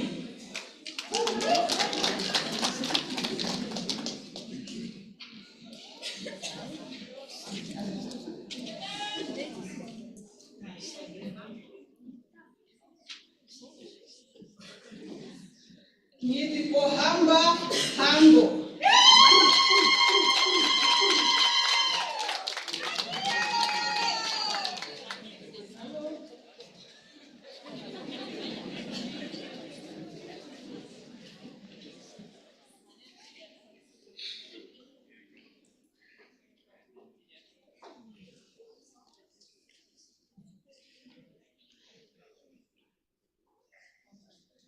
Martha Hawala.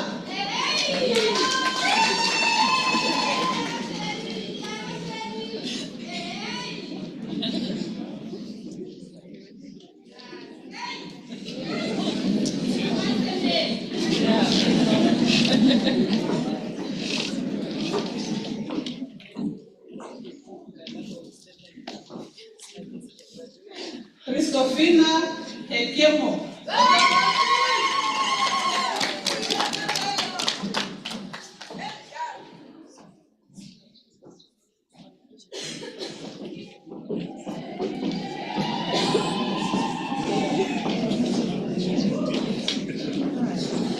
Yvette Hamavindu.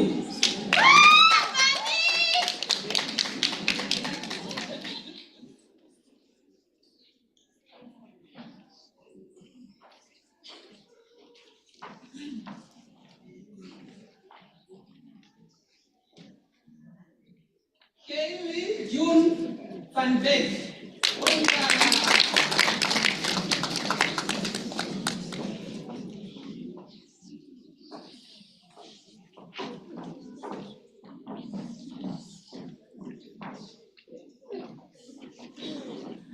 Johanna Shea.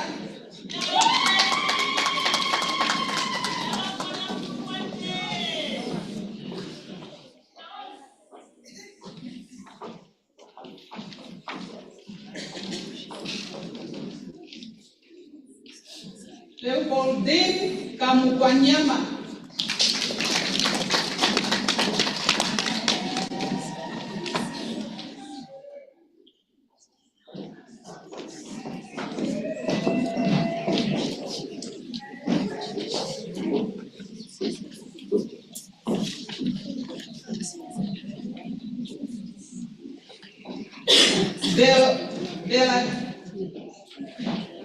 Delahania Kamure.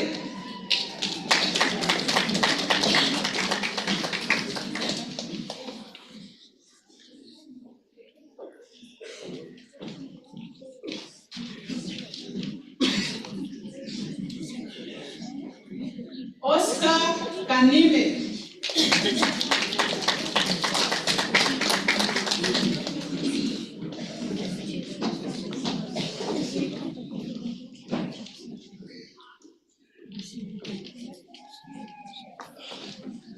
Rosa Kekwaman.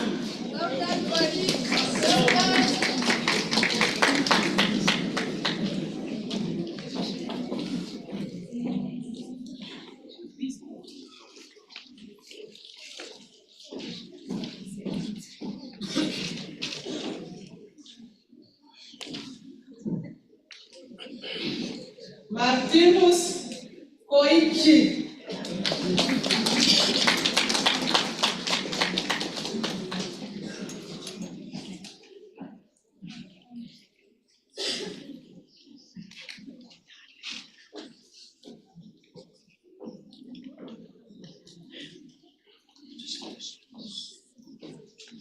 Serven Makai.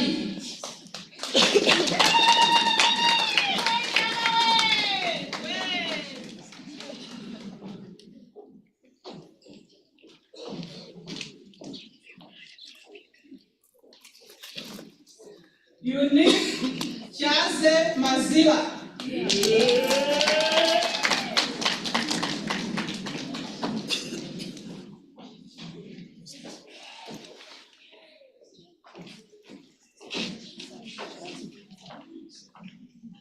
Conflict of interest here. This is my brother.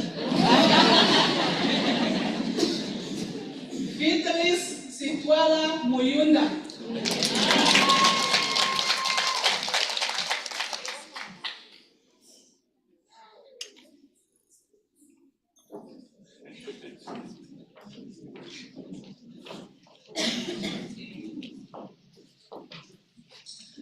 Ndakambelela Ndiwakalunga.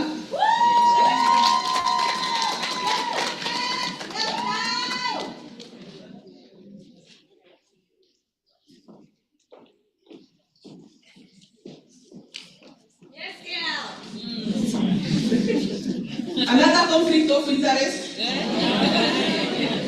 This one is married to my sister. President Javi Oniso.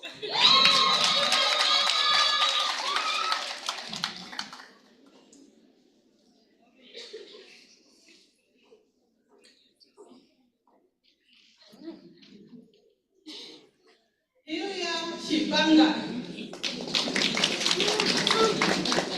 Apologies. Ilya Shipingana.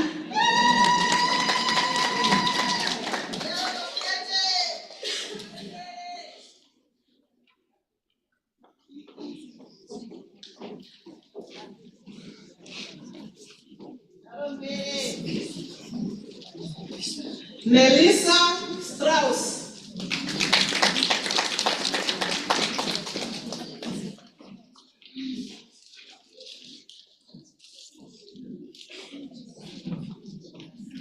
Miss CAO, I request you to confer the Bachelor of Policing Practices honors on the following students. Their degrees and NQS level 8 qualification with 120 credits and 7 modules.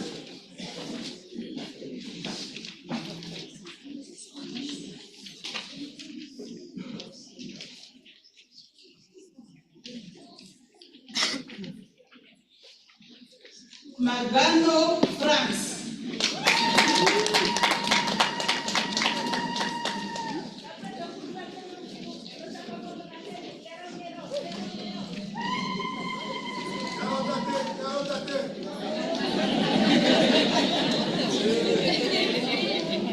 Stephanus Garrison.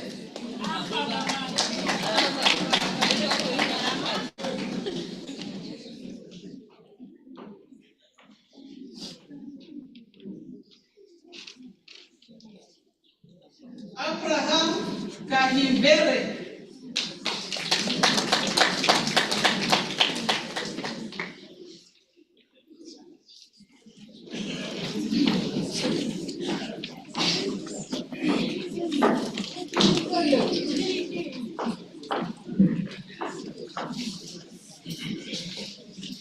Johanna Kateli.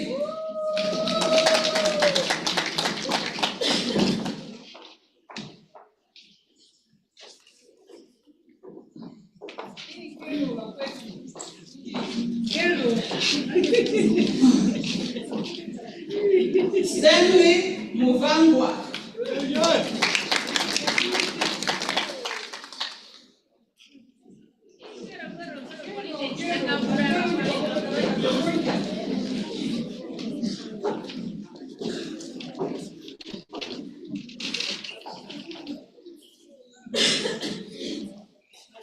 Maria Namene.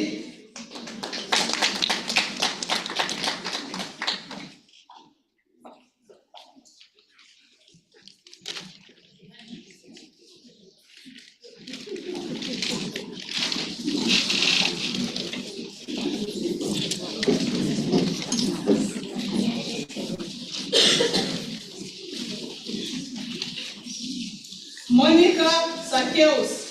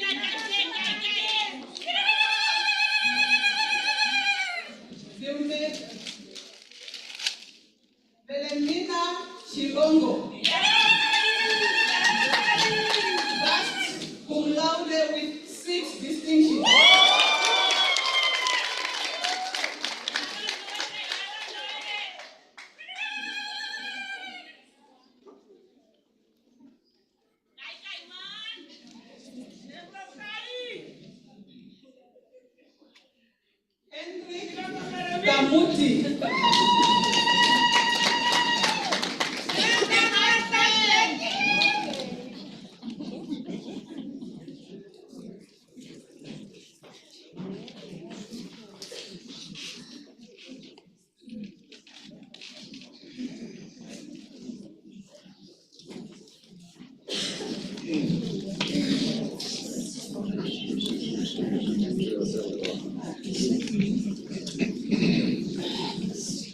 brings me to the end of my task today. You all look beautiful. And thank you.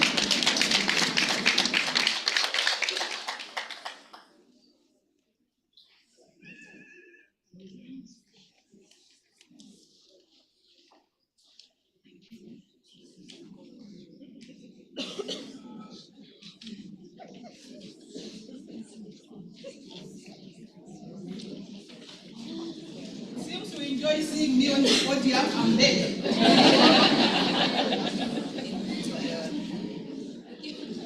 Ms. CAO, finally, I request you to confer the Bachelor of Education in Foundation, first teaching on the following students.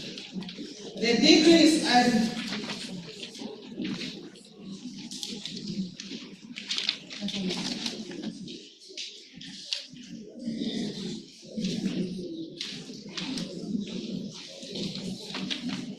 apologies.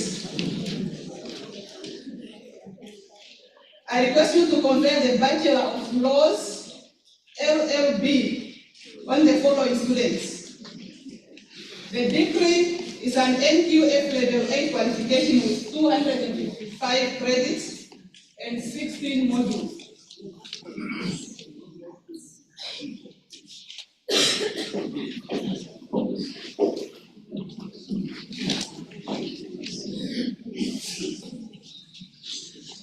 Ulrika Abrahams.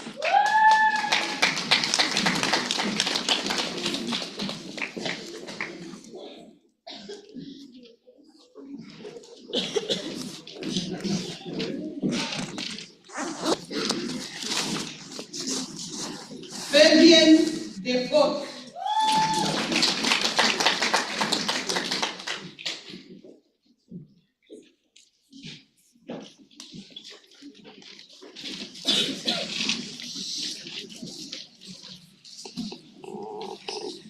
Jeffrey Gorasev.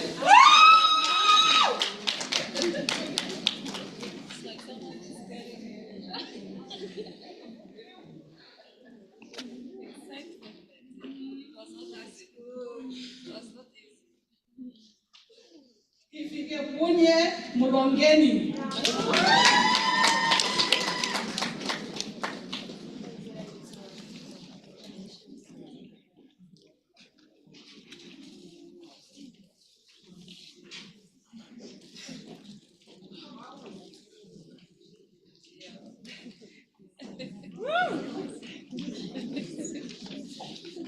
Caspar Smith.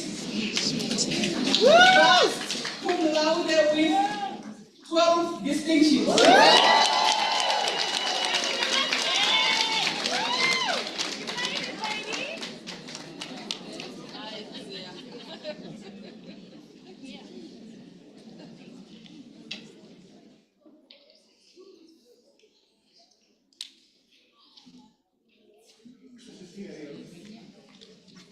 I request you to confer the Master of Management on the following units. The degree is an NQF Level 9 qualification with 180 credits and 80%.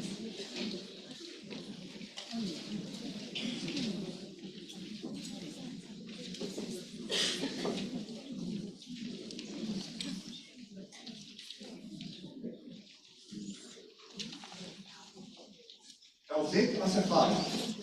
Topic: Customer Relationship Management's impact on accounts receivable and performance at the Haddock Regional Council. Supervisor, Dr. Jan Grimler.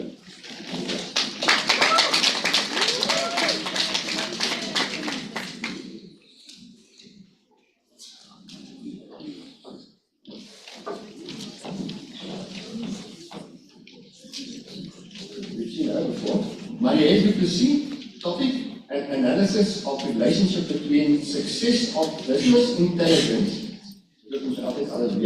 and employee competencies within private higher education institutions. A case study of STADIO Pty Limited. What is Supervisor, Dr. L. Rita Estrazy. Congrats.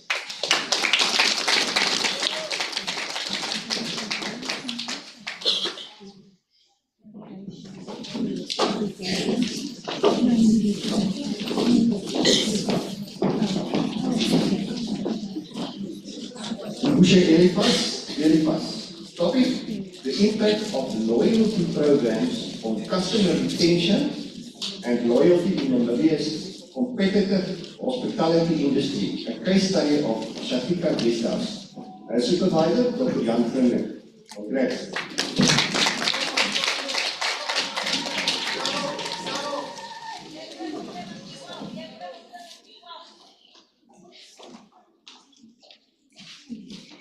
Teofilina Mbula, her topic was these strategies for business sustainability in small and medium enterprises, SMEs, in Namibia. A case study of Bokomoso Entrepreneurial Center in Northern Windhoek, Namibia. Supervisor, Dr. Piet Bester. Okay.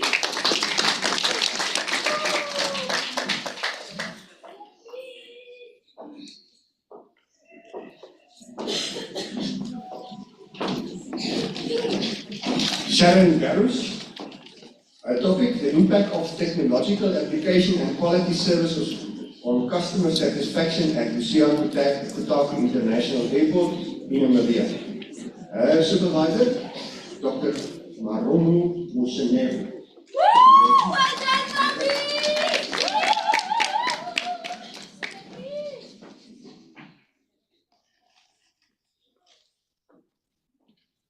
Helen Gavases, topic: and analysis of the impact of profiling of leadership positions and resultant performance in the Namibian police force. Dr. Shalane Padayaki.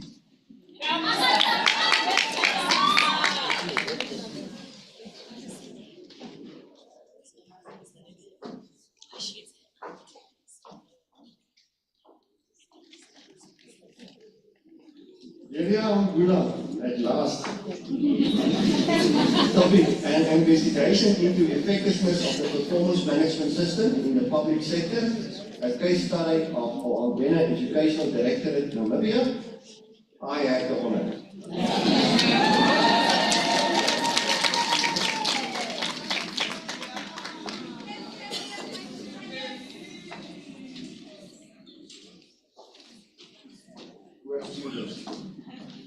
Okay. Laima Angula, the impact of the exclusive health and body care reward program on customer retention. Dr. Bantu Kue was her supervisor. Congrats.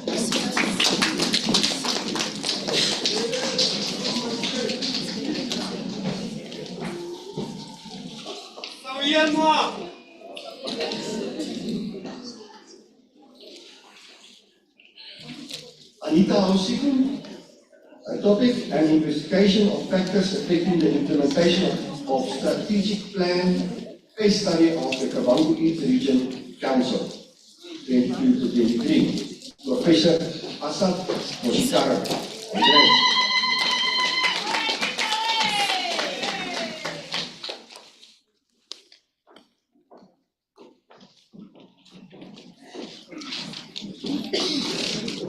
Lydia Kula.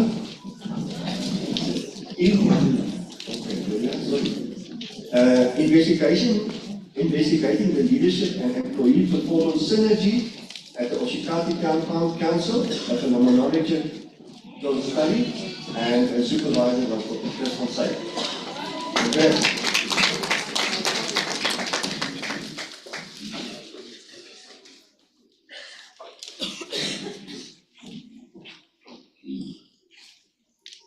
Arege Kambinda, the importance of understanding a multi-general workforce to enhance performance.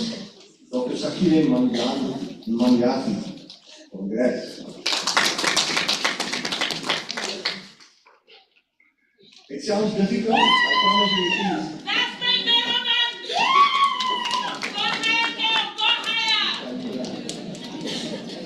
Veronica Kanjimi, an another first student that made it, assessing the impact of Namibia's turnaround strategy on identity document efficiency in Lundu, and I had the honor.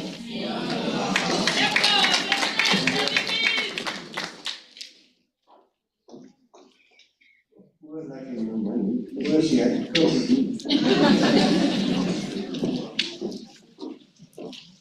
Elsie Kanine, topic. Assessing the effectiveness of online business registrations, a case study of Viva Namibia. Dr. Bantu Kiwe. Congrats. Thank you very much. A lot of knowledge is created with this research. Okay. Dina Kanyengela. Topic: exploring talent management to resolve skill gaps and upskill employees post-COVID-19. Dr. Shalane Paraki.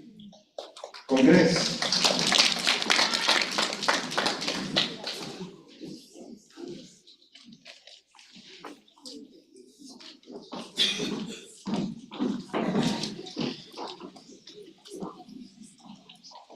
Shikojen Leni Kashita. Topic: the impact of public financial management practices on service delivery in Namibia, a case study of the Road Fund Administration.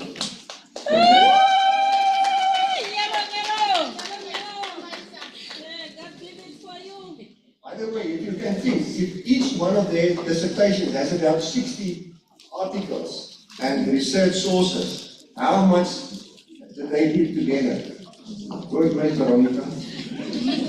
Veronica Kaukangwa, an investigation of key employee retention strategies, a case study of Karas Regional Council, Karas Region, Namibia, between 2018 and 2022. And Supervisor Prof. Asaf Moshikaro. Congrats.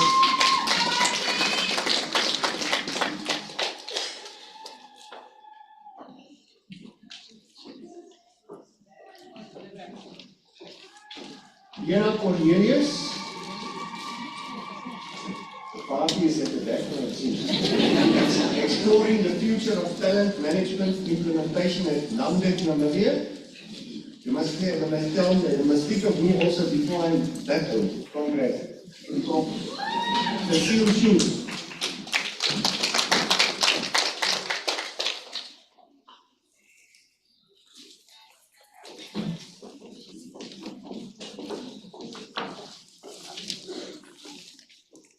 Rosali Kwedi, her topic: evaluation of significance of the continuous employee training and development at City Centre, Shoprite branch, Namibia. Also Dr. Chris van Sail was a supervisor. Congrats.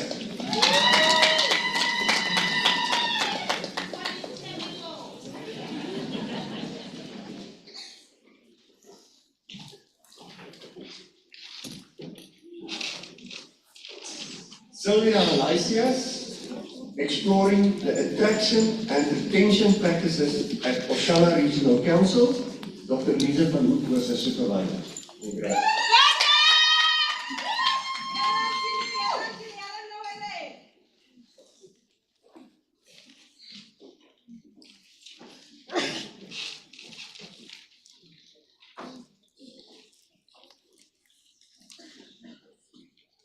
Indira Baku. Topic: exploring employees' involvement in decision-making processes and productivity. A case study at Namibia University of Science and Technology. And a supervisor, Dr. Lofi Nudier.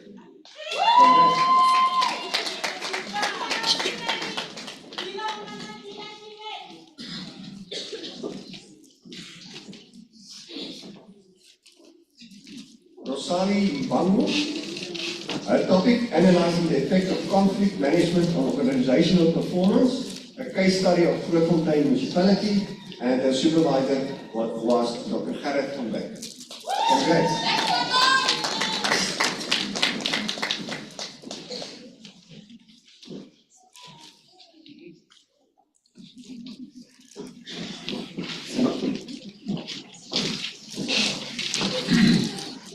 Elise Kudeli.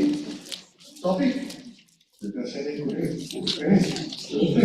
Exploring management challenges in, I can't take it away now, so you can criticize me.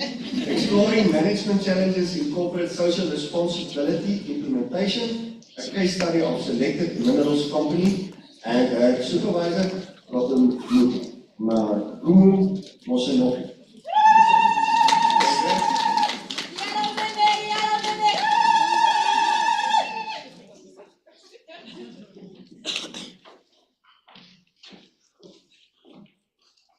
Claret Masika.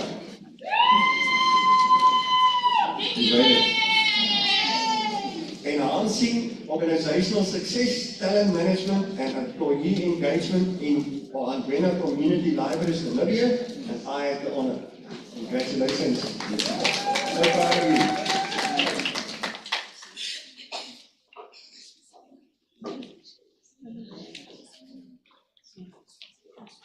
Astrid Monihango, topic, the effects of poor corporate governance practices on service delivery from 2021 to 2022 in the Namibian Motor Vehicle Accident Fund. So, your boss is here nearby. And supervisor from Adiwale Politola. Congratulations.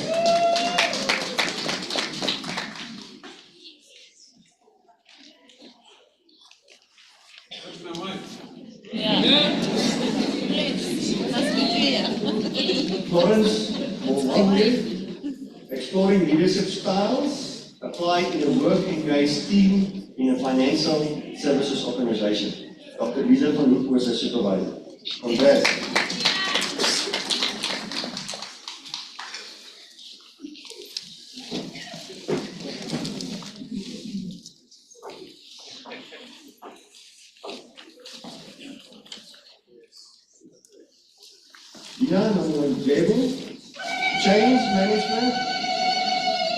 Change management in the implementation of artificial intelligence. Now, but give me a chance now. You can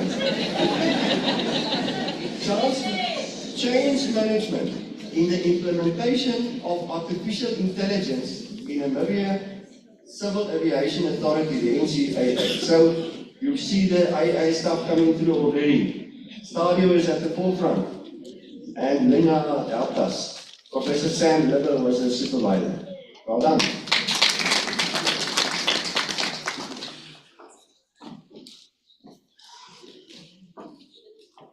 So next time you're in a plane, you need to sing. Okay. Elsie Norris, the perception of talent management by police officer at Timet Police Station, and Dr. Alphonse Witbeen was a supervisor. Congrats.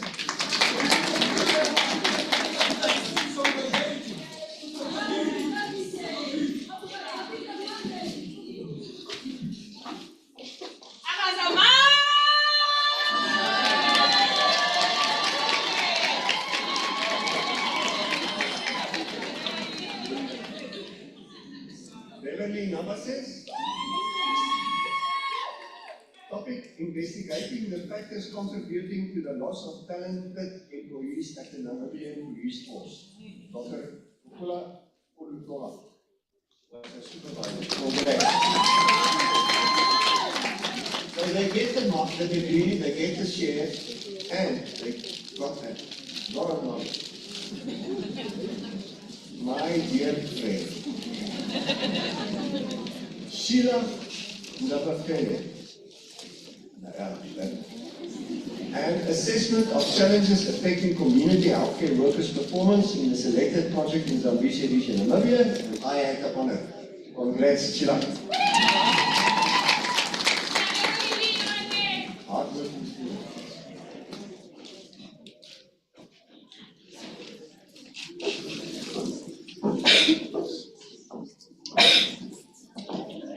Monica Njodi, topic, unraveling the impact of talent management strategies on organizational performance, a case study of Namibia University of Science and Technology and Administration Department, and the supervisor, Dr. Jacob van der Westhuizen. Congrats.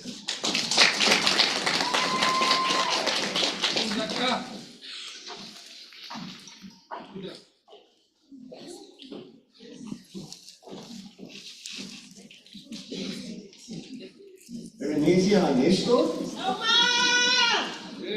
The impact of strategic talent management on optimal workforce performance in the Namibian Police Training and Development Directorate. Also Dr. Lisa van Hoek was a supervisor. Congrats.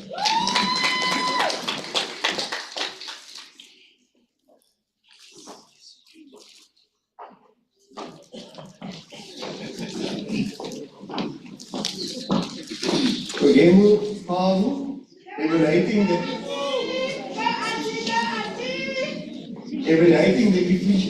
efficacy of talent management strategies in selected Namibia aviation industry between 2019 and 2022. Supervisor was Dr. Peter Smith. Congrats.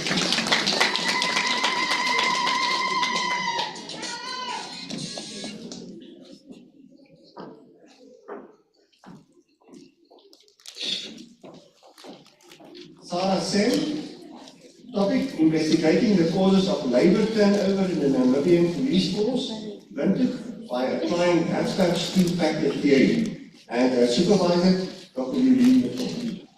Congrats.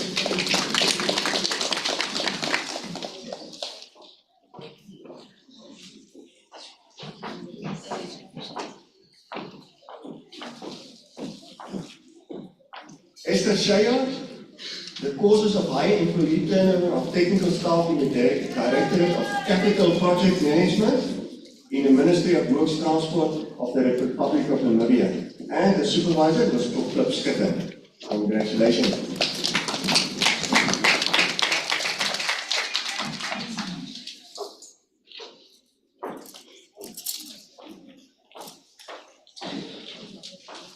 Elena Simoshi, an exploration of strategic leadership roles of managers in influencing performance of employees, a case study of selected state institution in Namibia, and Dr. Ismail was a supervisor.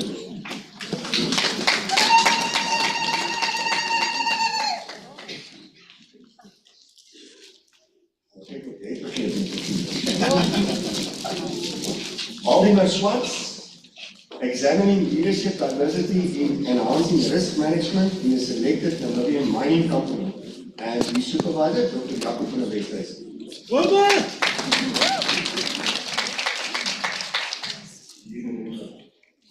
You were laughing at these guys.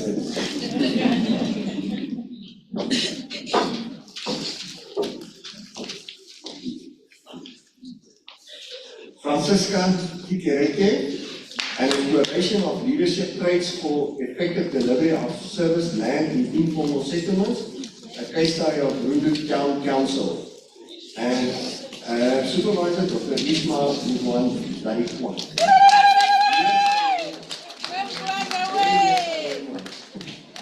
Okay, now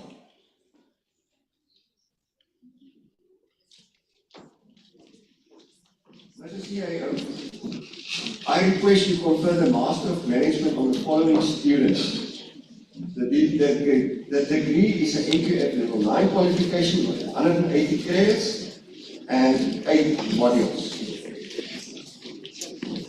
Sorry, this Master of Policing practices, I read the wrong one, but it's the same NQF level 9, also 180 credits. But this is Master of Policing. It's not a blue style.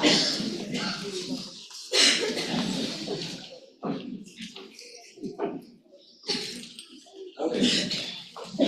Linia Hita, and topic, the impact of community policing on crime reduction. Did you progress? Did we progress? A case study of Windhoek Namibia, lovely. And the supervisor was Dr. Sam Miller. Congrats.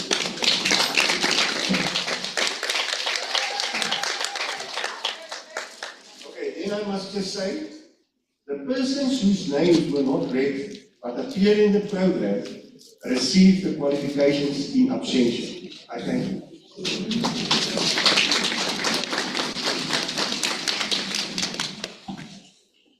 Let's give them another round of applause.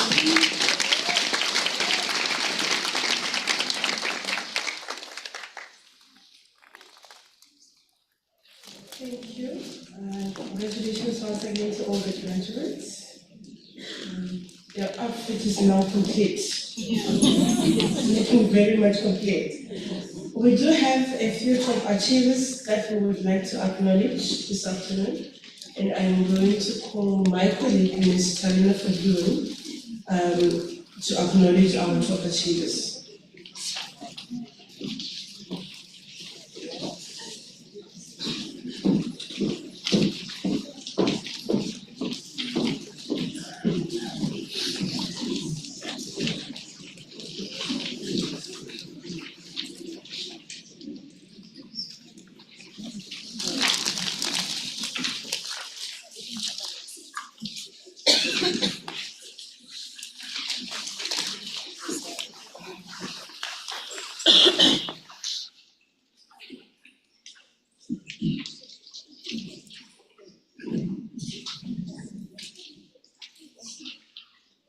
Thank you very much.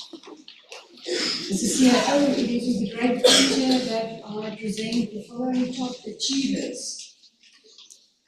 Graduates who achieved at least an overall average of 75% for their program on their first attempt are considered for these awards. The top overall achiever in the program is hereby acknowledged.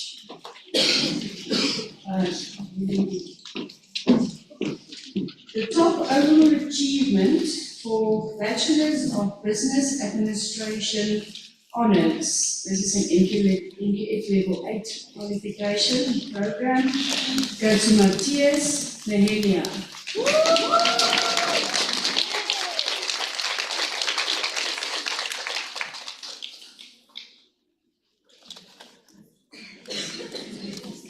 Matthias here. Thank you. Now, this is still on NQF Level 8. For the overall top award or achievement for the Bachelor of Policing Practice, the honours, Philomena Shilongu.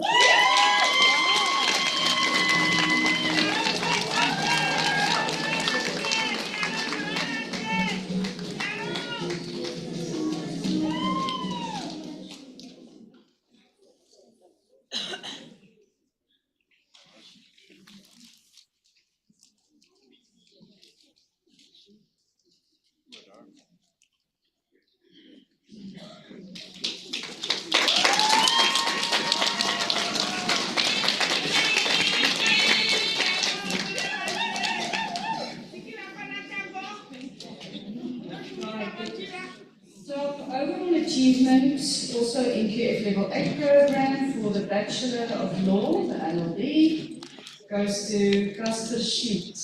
Yes.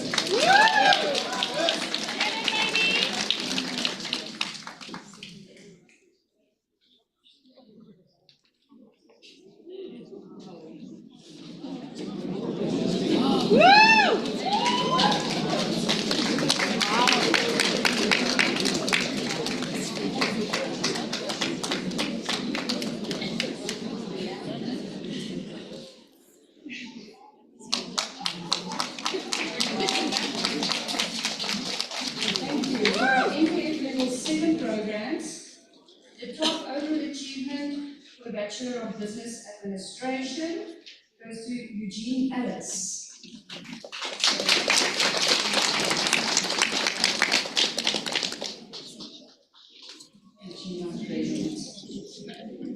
In QF Level 7 school, the top overall achievement for the Bachelor of Commerce in Law goes to Genevieve Thompson.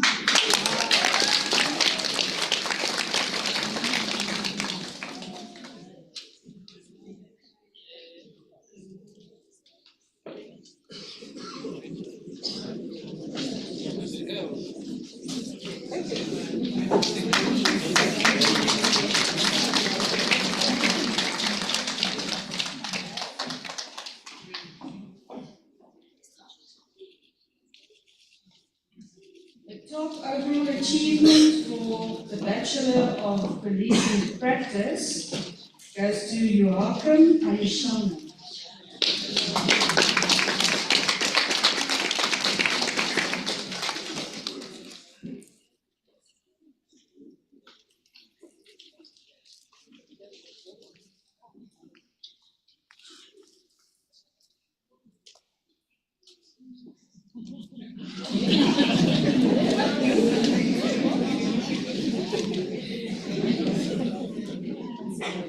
Please welcome into the stage.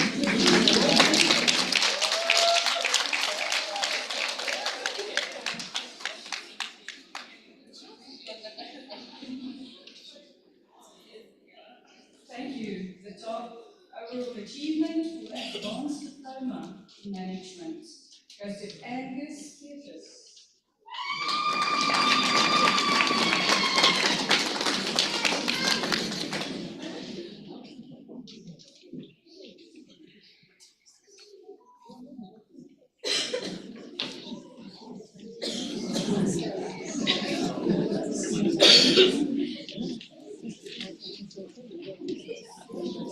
Just welcome you to the stage. Thank you.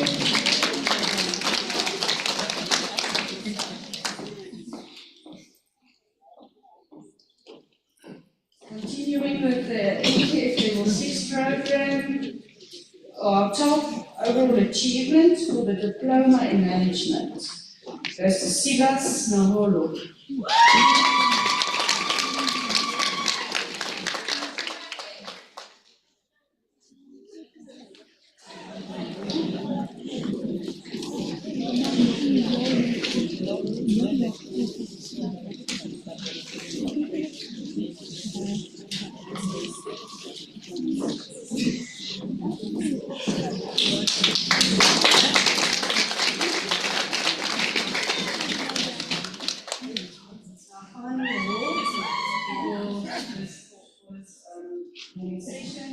Is for the NKF Level 5 program. The top overall achievement for the highest certificate in management. And the award goes to Nadine Costa.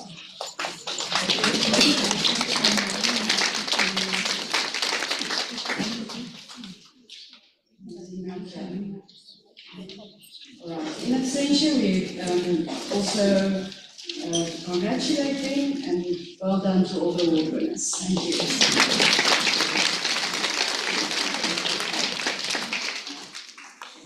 Thank you so much. It is now my pleasure to call on stage Brighton Samasiku to deliver the congratulatory address.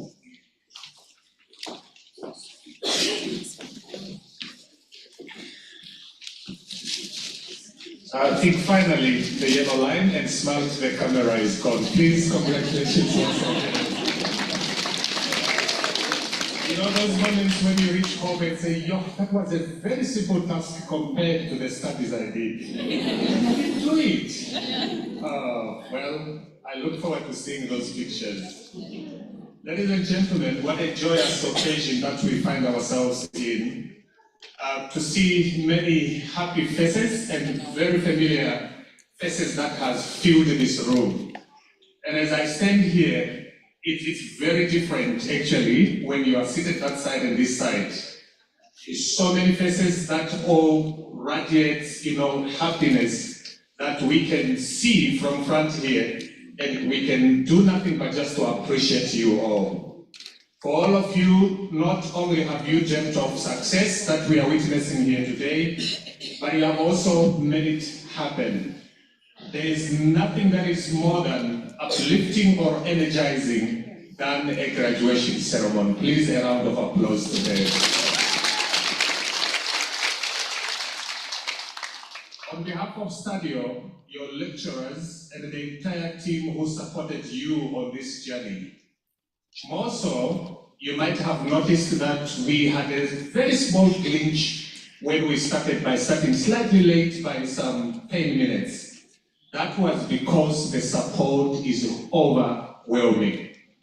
We couldn't accommodate everyone who have come to support, and they have come for you, our people of today. So please, if not asking too much, I'm casting my eyes at the end. They have stayed, others even stood throughout the ceremony.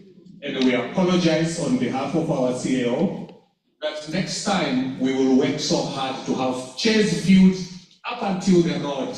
You can sit and listen in these equipments. We really appreciate your support.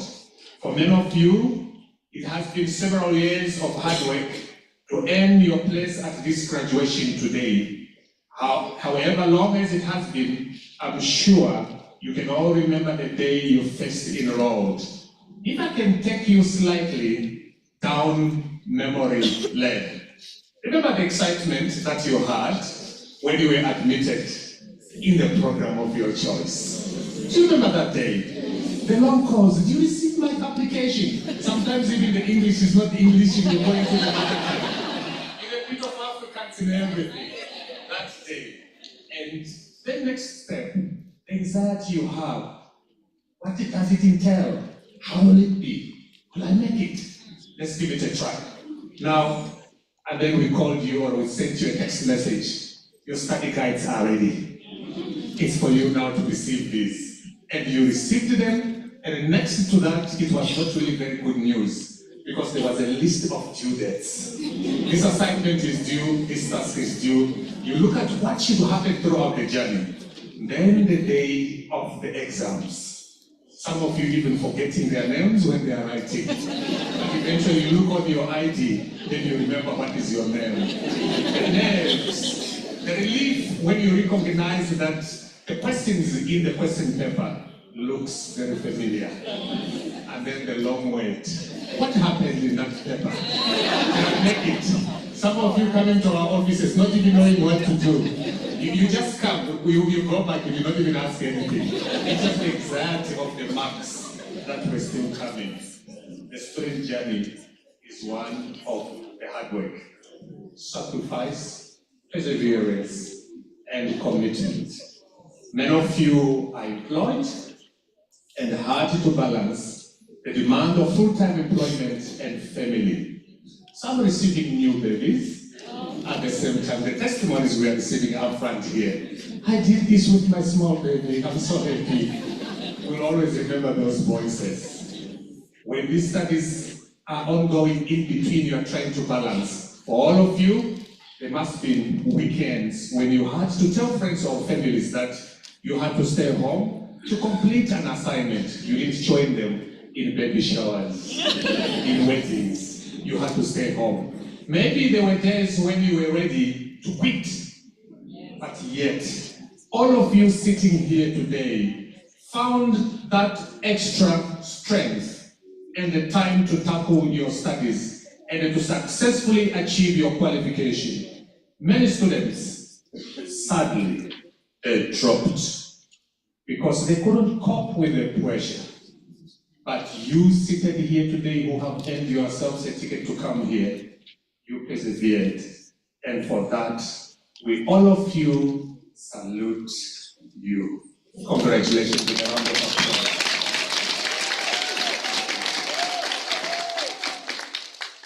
But like I mentioned earlier, you did not get to this occasion on your own. Many people supported you in this journey. Your parents, who we see here today, in faint voices of men and women, some of them over 60 years, congratulating you as you walked through the yellow tape.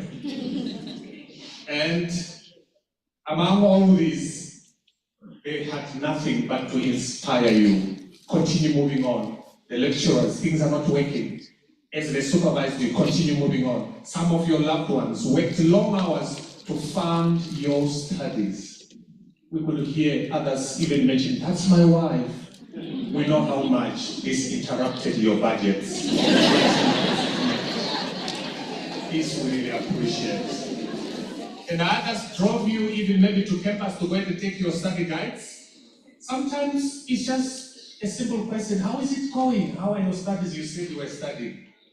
You might have lied, but it was for a good cause.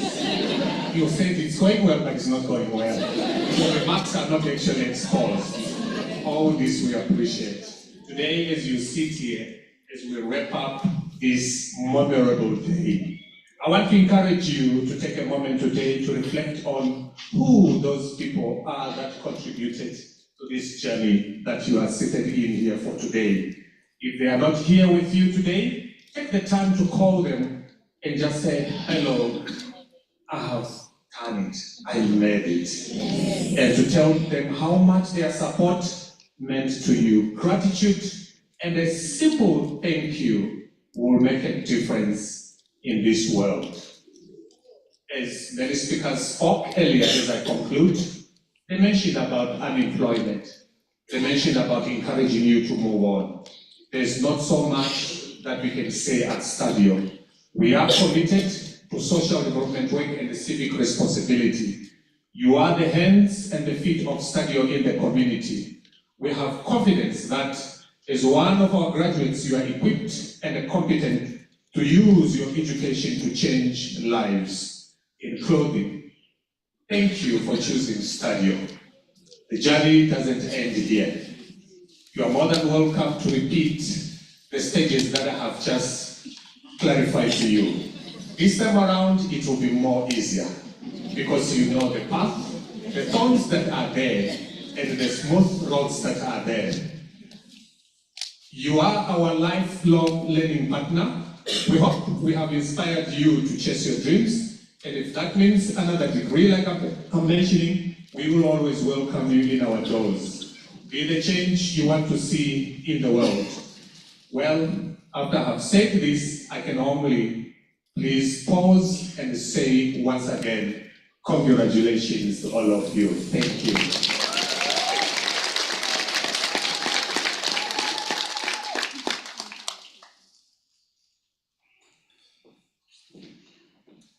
Thank you so much. We have come to the end of our ceremony this morning. But before we close, I wanted us to acknowledge our support systems, or your support systems. Please look the other side to the graduates. Look if you can see a family member, your friend, your baby mama, your baby daddy, your husband. And just wave at them in acknowledgement of the support that they have provided. I'm seeing kisses. Anyway, thank you. Ladies and gentlemen, please rise for the singing of the AU anthem and the Namibian national anthem. I'm going to ask that you remain standing to enable our CAO, Prof. Singh, to dissolve the congregation and for the academic procession to leave the hall.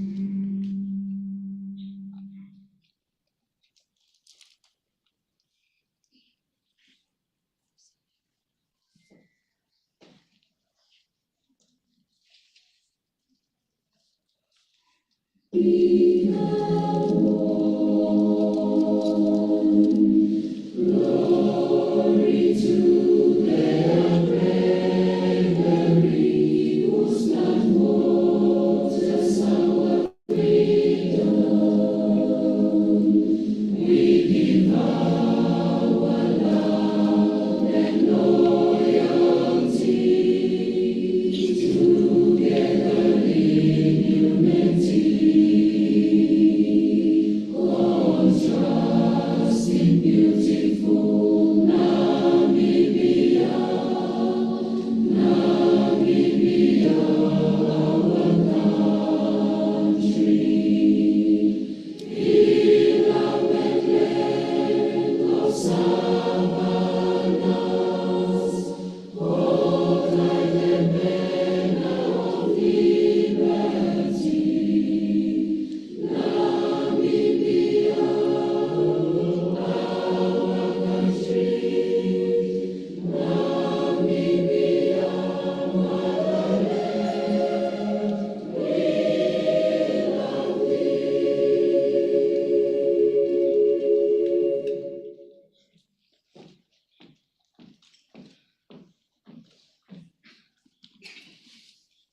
by virtue of the powers vested in me as the Chief Academic Officer, I now dissolve this congregation of STADIO.